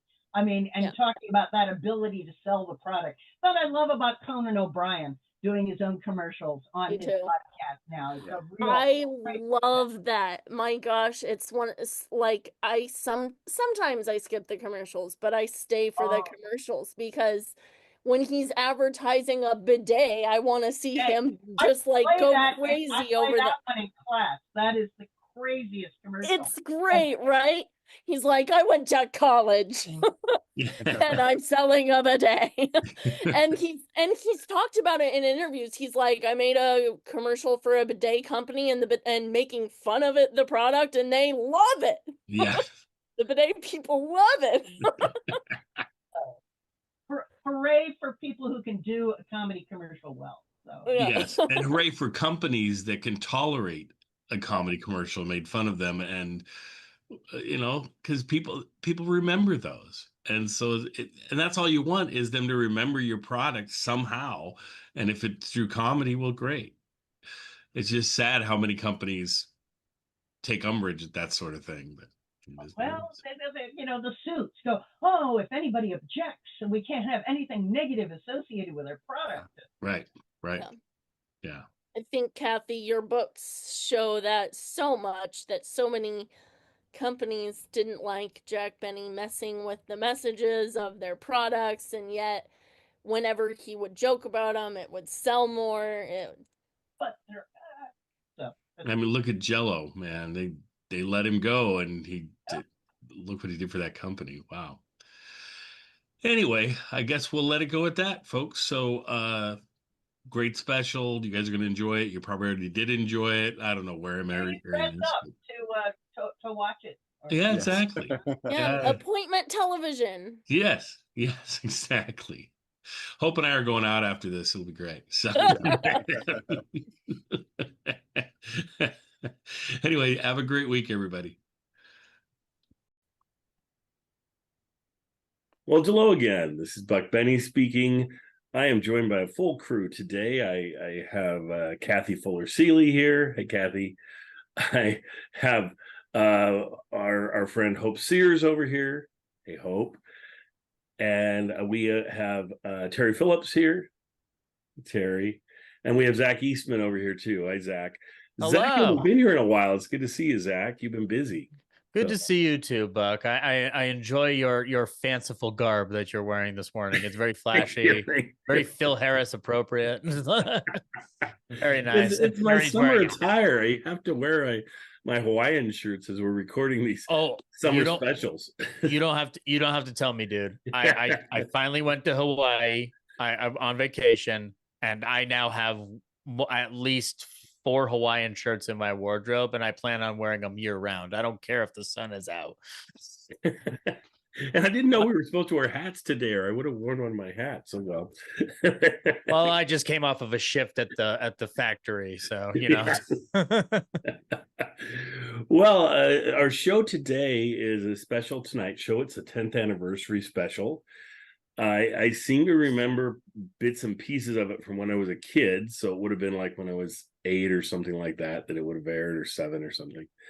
My family loved to watch this kind of shows, so I remember seeing a lot of variety shows and a lot of specials that would come on and things. It's neat to see everybody in tuxes. Well, most everybody in tuxes on the show, except for Rickles. He decides to not have to do that. Anyway, we'll just go around and see what folks thought of this 10th anniversary. It had so many people on it. Let's first try and figure out to tell them a little bit about who some of the people are that are on here. So we have Ronald Reagan. We have, of course, Jack Benny, George Burns, Joey Bishop, Rowan and Martin from Laugh-In, Dinah Shore shows up at the very end. Towards the end, I'm like, are they only going to have guys? And then all of a sudden, okay, there's Dinah Shore. And then I'm leaving somebody out. Who am I leaving out? Don Rickles. Rickles, yeah.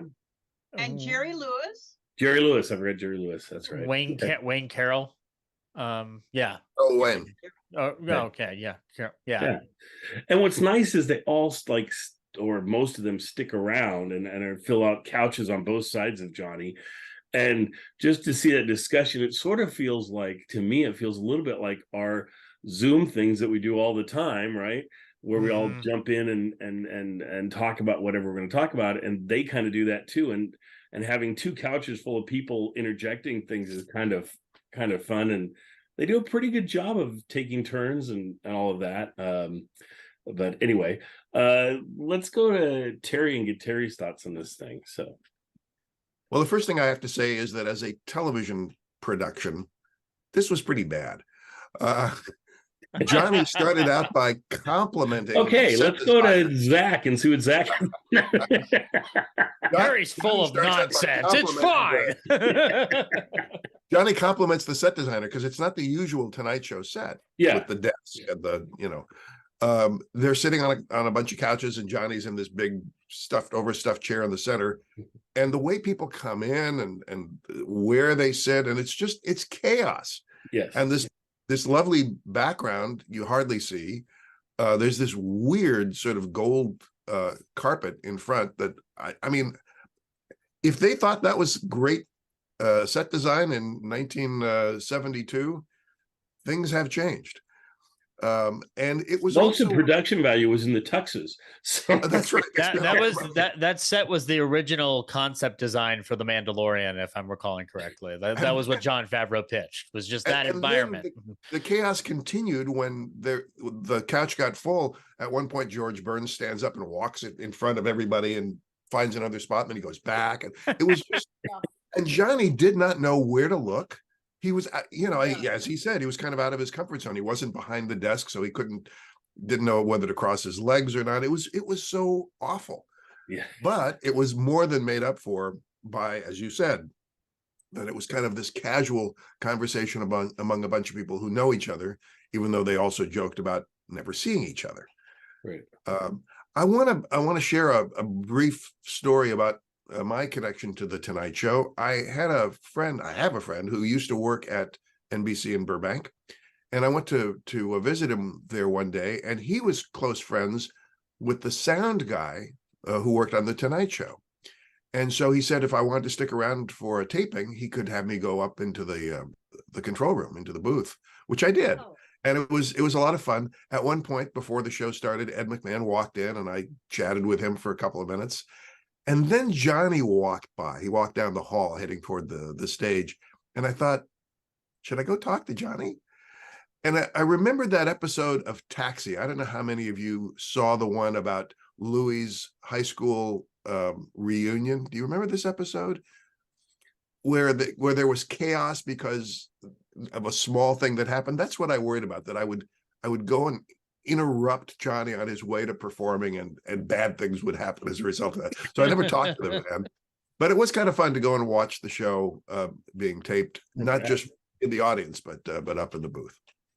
And when would this have been, roughly the time frame that you did that? In the late 70s or early 80s, probably early 80s. Wow. Near the end of the run. Yeah. Well, right in the probably look it up. Yeah. I remember one of the guests was Kenny Rogers.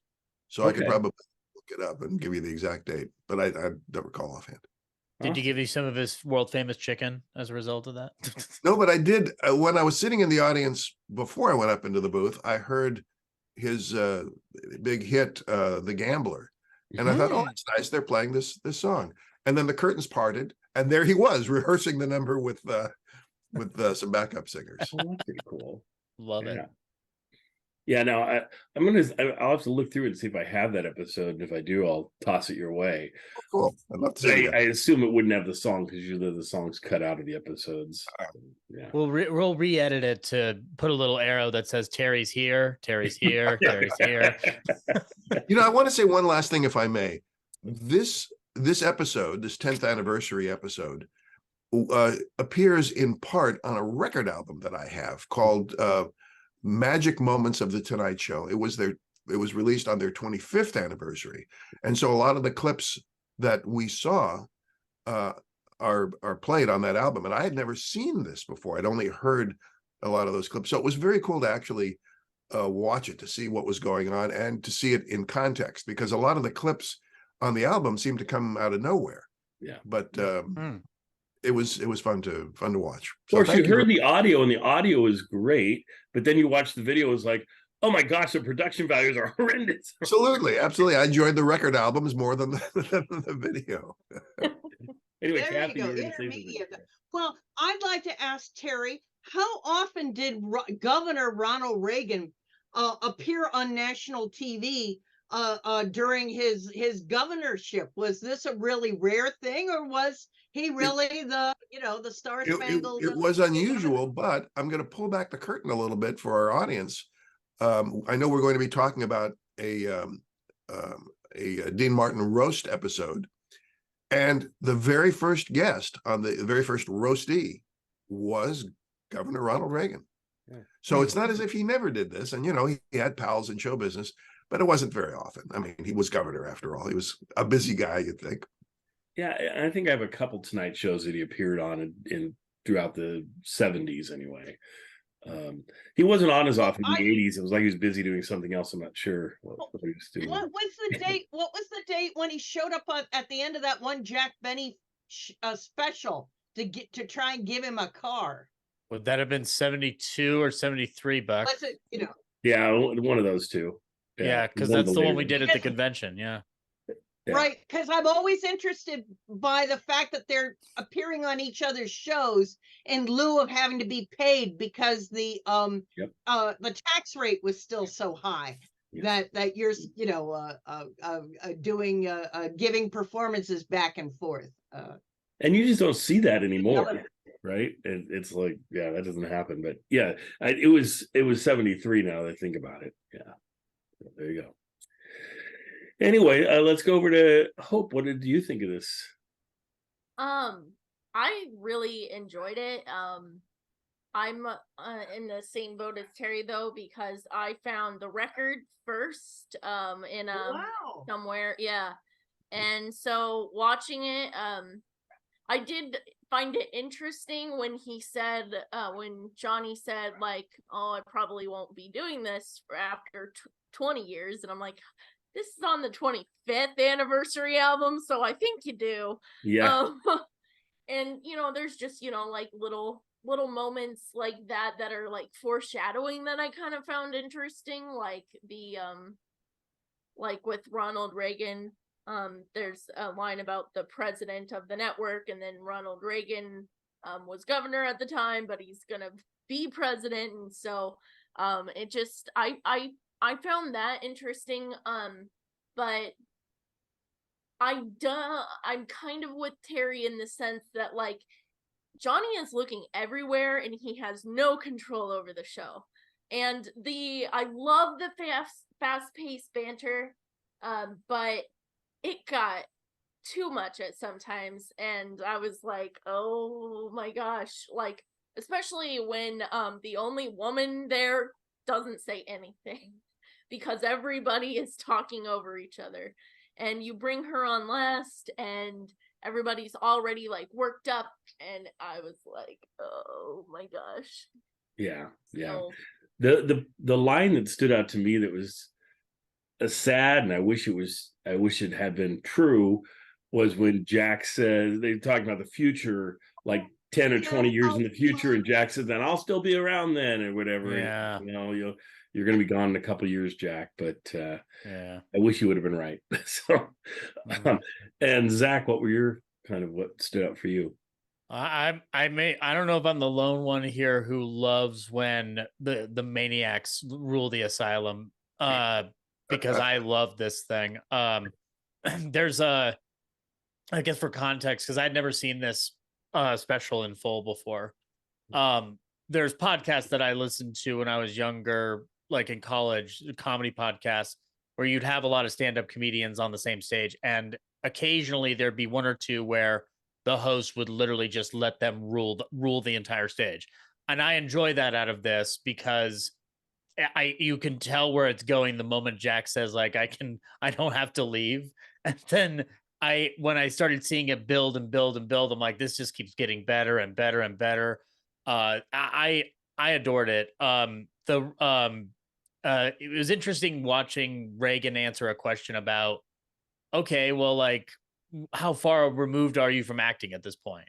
Like, and just kind of getting getting that 2 cents, because it's not something you necessarily hear when you like watch a documentary on a presidential figure like that. Like, they'll talk about his acting career, but they're not going to necessarily talk about that transition. Additionally, I found poignancy with Jack, because I don't think this is definitely not the first time he mentioned this. But I don't think I don't know if this was the first time he did it on the Tonight Show, but the whole story about when he was getting the award from the Jewish organization, and talking about, if God said you can be the world's greatest violin player, but you can never tell a joke again.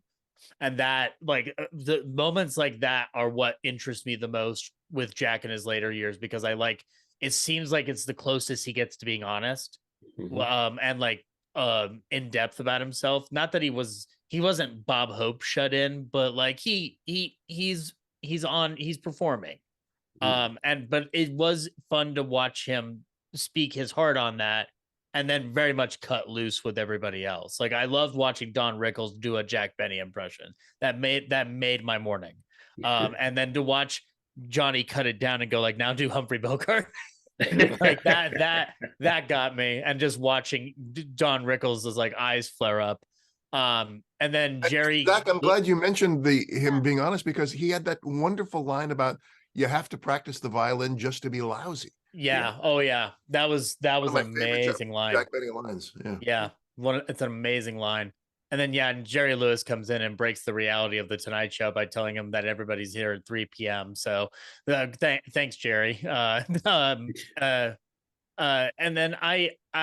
the one bit though that really cemented, like, okay, this is one of my favorite things that I want to rewatch now, is when Joey gets angry about Jack smoking in his face, and then just George walks across the stage and hands him a cigar. And he just goes, "From you?" So yeah, I agree. Yeah, Johnny's looking all over the place and he doesn't have any control over the room, but he's a master at his craft. And once in a while you want to watch somebody get a little befuddled when they're that masterful at their job. And that was an instance where it's like, you know what? I really don't care what Johnny thinks right now. Yeah. And I know that this is supposed to be his night. So yeah, but I do agree the set design is very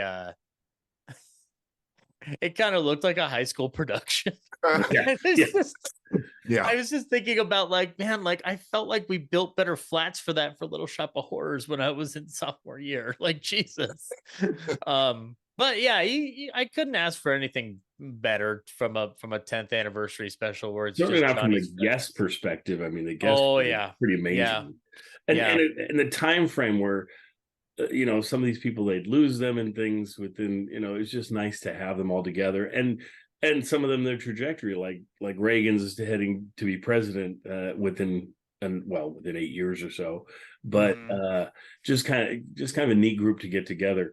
And Rowan and Martin, who were on there, I thought I enjoyed their piece probably more than just about anybody else's. They did a great job. Yeah, and that they're kind of out there again doing some things. I hadn't seen them in years, and then recently they've been on a few things, and I think they're touring around a little bit too, which is kind of cool. Really? Yeah, yeah. So I mean, I didn't even know they were both still alive. So it's like, okay. I thought Dick had passed away recently. No, Dan Rowan's no longer living. He hasn't been alive. It's been years. Is they it? Can't be alive. Well, I thought they just saw Martin, I think he is, but I'm sure Dan Rowan's passed away. Terry, somebody took out the Necronomicon and resurrected them. That's just, they may have dead eyes, but they are still alive. It was probably an old thing that I saw that I thought was current, and it wasn't. It was I saw him on CBS this morning, but it might have been a clip of CBS this morning from 10 years ago, for all I know. Dan Rowan died in 1987. Here's how you know it was the person hosting your clip Charles Kuralt, Buck, because that will timestamp it for you immediately. Yeah, this show very much felt like a roast of each other. Not just Johnny, it was just a roast of everyone. I like the moment when, like, have you ever when they were talking to Jerry Lewis, have you considered that nobody likes you? And that man sat there and went, "I know, but I don't care." And it's like, well, but we do, Jerry, we do. I will say though, Ed McMahon, I never want to go away from a Tonight Show without an Ed McMahon moment. And I my heart warmed and I got a good chuckle when he just goes right up towards Johnny's arm of the chair and just sits right next to him like a ventriloquist dummy. Like, it was really, really cute. I loved that little bit. It was great. Yeah. Well, Kathy, what did you notice in there that? Well, I thought it fascinating to because Zach, as you all had said, it's Johnny's 10th anniversary, but he barely gets in a word. He's sitting there just. It's kind of like, this is a party. I present you all these people, and so the fact they weren't they were saying very kind things to Johnny, but it wasn't a Johnny love fest. It was more like we're sitting in the green room, just yakking back and forth. And watching it from a Jack Benny perspective, I was almost shocked by how dominant Jack was in this crowd. Yeah. Now, maybe that's because he and Johnny were such good friends. But I'm sorry, a jerk. He's really being the dominant person in the room. I never see Jack like this, breaking in on everybody else's comedy. Just I like this Jack. Like, he's really fun. It was very different, and I really appreciate that. But I also, in both of these shows we're going to be talking about today, I loved paying attention to the throwbacks to things that were so old that Jack started talking about the special event they threw NBC threw for him for his 10th anniversary. Right. That was 1940. 1941 going into 42, that NBC threw Jack an elaborate 10th anniversary program, but that was actually only done because he threatened to leave. And so that was a placating thing. And so I kind of wonder what else is going on in Johnny Carson's life that NBC had to throw him this placating 10th anniversary special. Maybe it was the fact that indeed he showed up with a new bride at the big dinner they also threw him. I went and did some research in newspapers. It was not the party beforehand was covered in Variety, but there were almost no reviews of the show, other than the kind of things we're talking about here. Here a funny line, there a funny line. One reviewer in Memphis, Tennessee said, "Hey, here's a TV set, a TV stage full of old guys, all over 60. Where are the women?" I thought, hope you would like that. She says, "Where are more female guests? Yeah. Why was Dinah only on at the end?" So I go girl. You're the Mary Tyler Moore version of. Well, you'd think if you were planning it, you would at least put her like in the middle or something, right? Instead of at the end, so that it looked like it, because it really felt like a, yeah. It really feels like she comes out of nowhere. Yeah. From And, the Benny perspective, it's interesting too, because as you're saying, it's Johnny saying, here's a bunch of funny people. It's kind of funny that Jack's in there, because wasn't the ethos of Jack's own show that everybody else gets the laughs, and so it's kind of, and so did see him. That's why I master ceremonies is that's why I like Jack being unhinged here in this, because it's like, what if Jack got to be unhinged on his own show, and this is the closest you'll ever get? Like, it's I thought he was drunk at one point. I'm like, dude, like, you are very much not like taking social cues right now. This is interesting. But so I think though that I love this perspective, like you said, of Jack, but I think he's allowed to be this sort of way, not just because of the change in how the set is, but also because every person that comes on creates their own bit with Jack. Yeah. And so that's why it feels like at one point I thought like this is the Jack Benny, like this is a Jack Benny show, not a Johnny Carson show, because everybody's interacting with Jack. And so they all built this kind of rapport with Jack in the course of the show, and they keep building on the jokes that that each person has created. So it's just a conversation with Jack at this point. Well, don't forget the producer of this show was Fred de Cordova. Jack's producer. I have never heard the job of directing described so beautifully as by Don Rickles, where he says he just sits on the stool and goes, "I'm in charge." That is the smartest way to describe that job ever. Well, especially with de Cordova. Oh yeah. No, that was the cushiest gig ever. But I loved how Jack Benny even got the topper, the last word, "Johnny, invite me to your house for dinner. Invite me to your house for dinner," just so he could, come back and say, "No, I'm appearing at X." And you couldn't tell Johnny knows he's setting himself up, and he's like, I don't want to do this, but like he has to.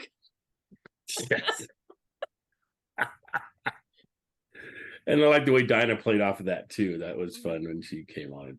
So yeah. So clearly this show is not worth watching because it was boring and nothing worthwhile.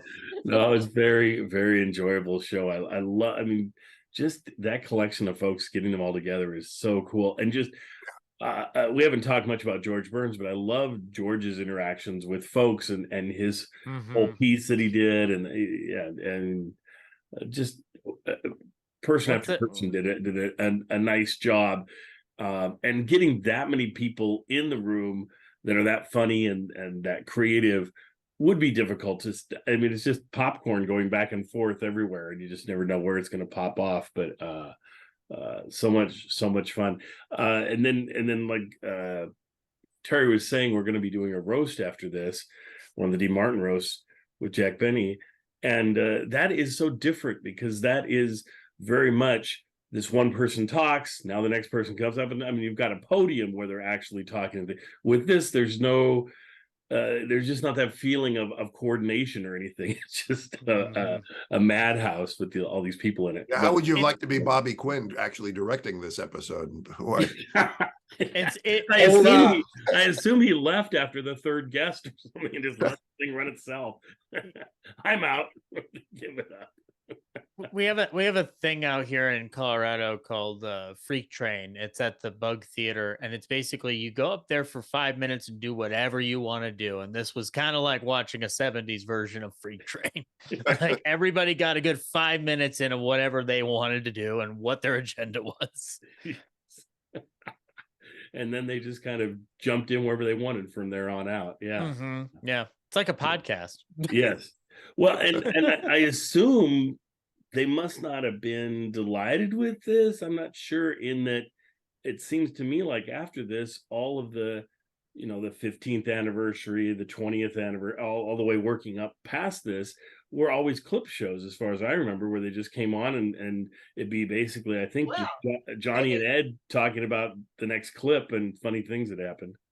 Maybe they learned something from this. You don't bring out the head of NBC to give you a cathode ray tube or whatever that last bizarre letdown was. And Johnny looking like, why would I want this? I could just think about, I was like, I can just see him hanging this up in his house somewhere and being like, how does this fit in with my decor or anything? I'm like... But I did think, on the other hand, Kathy, I'm to be a little geeky about this. It was actually an orthicon tube, and it was, according to well, that makes all the difference, Terry. An orthicon. It was apparently I would have never known. That was on that first episode of the Tonight Show. If that guy's to be believed, but that was kind of cool. Yeah, it was kind of sweet. It was kind of the more formal moment among these just very like crazy back and forth. It made sense then why they gave, like, they were all in dinner jackets at that point. Yes. Well, I will say, yeah. I was gonna say, I like George's because George was in blue shirt, and it like stood out like a sore thumb because everybody else had the white. Well, he's an individualist. I love that Don Rickles was in full Cleveland with white shoes. Yeah. I know. He comes in and I'm going, oh, my dad used to dress like that. And that show he was doing at the time, I think, was called the Don Rickles Show. It lasted for 8 episodes. Yeah. I feel so bad about like all of his shows just like tanking. Well, and that's what's funny too, is they presented, someone mentioned how he had so many shows that have failed. I think it was he and Tim Conway. Yeah. And yet he was in another show that was going to fail. It would be easy for us to say like, Don Rickles never got a good enough break in television. It's just like, well, if he did, then he wouldn't have been able to do all the stage work he had done for years. And like, and there's a plethora of material out there. Like, you want to just watch him walk around Bob De Niro for about 5 minutes, watch Casino. Like, there's stuff available. But I've still never seen a lick of CPO Sharkey before, but I kind of want to just watch it's good. It's good. That's what I've heard. Like, yeah. Totally irreverent and like it would so be canceled today, but like it's a good show. Like, I love it. Zach, there's a Tonight Show connection. If you haven't seen this clip, I have seen that clip, the one where he's on the set and it's about the cigarette. Is it about the cigarette case? Cigarette case, yeah. That's priceless. Yep. That's when all hell breaks loose. I love that. Just Johnny Carson. They know who I am. Who I am. Don Rickles. That's one of those clips where if you watch any of the future anniversary shows, it will be shown on every single one pretty much. Right. By the way, the way Johnny introduces Don is very dark. And like compared to what you would air on a Man of the Week for Dean Martin's Celebrity Roast, it's an incredibly dark joke. I was not expecting to hear the name Martin Bormann bandied about on the Tonight Show, but I did, and here we are. Compared to like when he's introduced him before, going like, I think it's appropriate that Kraft Dinner is giving a benefit to a known rat. But like, yeah, that was just a little bit of a shock, and I was like, did I hear the name correctly? I rewound it to make sure. I'm like, yep, I heard that out loud. Well, when I was watching this the first time, I was like, all right, when they must be going to introduce a clip now. Oh, they must be going to introduce a clip, and they never did. I thought I just wasn't used to anniversary shows not being clip shows, so I just thought that he'd have guests, but then they'd introduce clips of themselves or something. But no, nothing with that. It's very strange, very different show, but I love it. But, yeah, go ahead. Does anybody happen to know how recently Johnny had moved to California? Because that was such a big deal when I was a kid. Oh, he's leaving New York and he's going to California. Didn't they say? I guess it was earlier that season. So I mean, this is Didn't Reagan say 10 weeks? Yeah, he did. Yeah, because what they did was he went out there at least 1 year, it may have been a couple of years, where he went out and did like a group of shows and then went back to New York, right? But then they liked it so much they decided, and it was easier to get guests, I think, and things that were high quality guests and so forth, that they decided, well, that works so well, let's just move the show. So and like you say, I believe it was earlier this same season in 72 and 71, something like that. But I think it was 70 or 69 where they went out there for 6 weeks or 4 weeks. I'm not sure what it was, but it was for a decent amount of time, and tried it and liked it. I'm not sure why they headed out there. I think there was a reason I can't remember if it was tied into, I don't know. There was some reason they went up. Just as you say, Daryl, the availability of guest stars. New York was losing, that's all of its productions, best to go to California. You gotta feel bad for New York. First the Dodgers, then Carson. Yeah. They got a little bit gutted around that time, didn't they? Yeah. But they got David Letterman, so at some point. So that's a fair trade up. I'd go with that. All right. Anyway, we'll end it there. Enjoy this interesting show, and what a fun 10th anniversary, and what a strange thing. But I'm glad we all got a chance to enjoy it, and I'm glad you guys all got a chance to see it. Hopefully, you guys will see it too, and we'll go from there.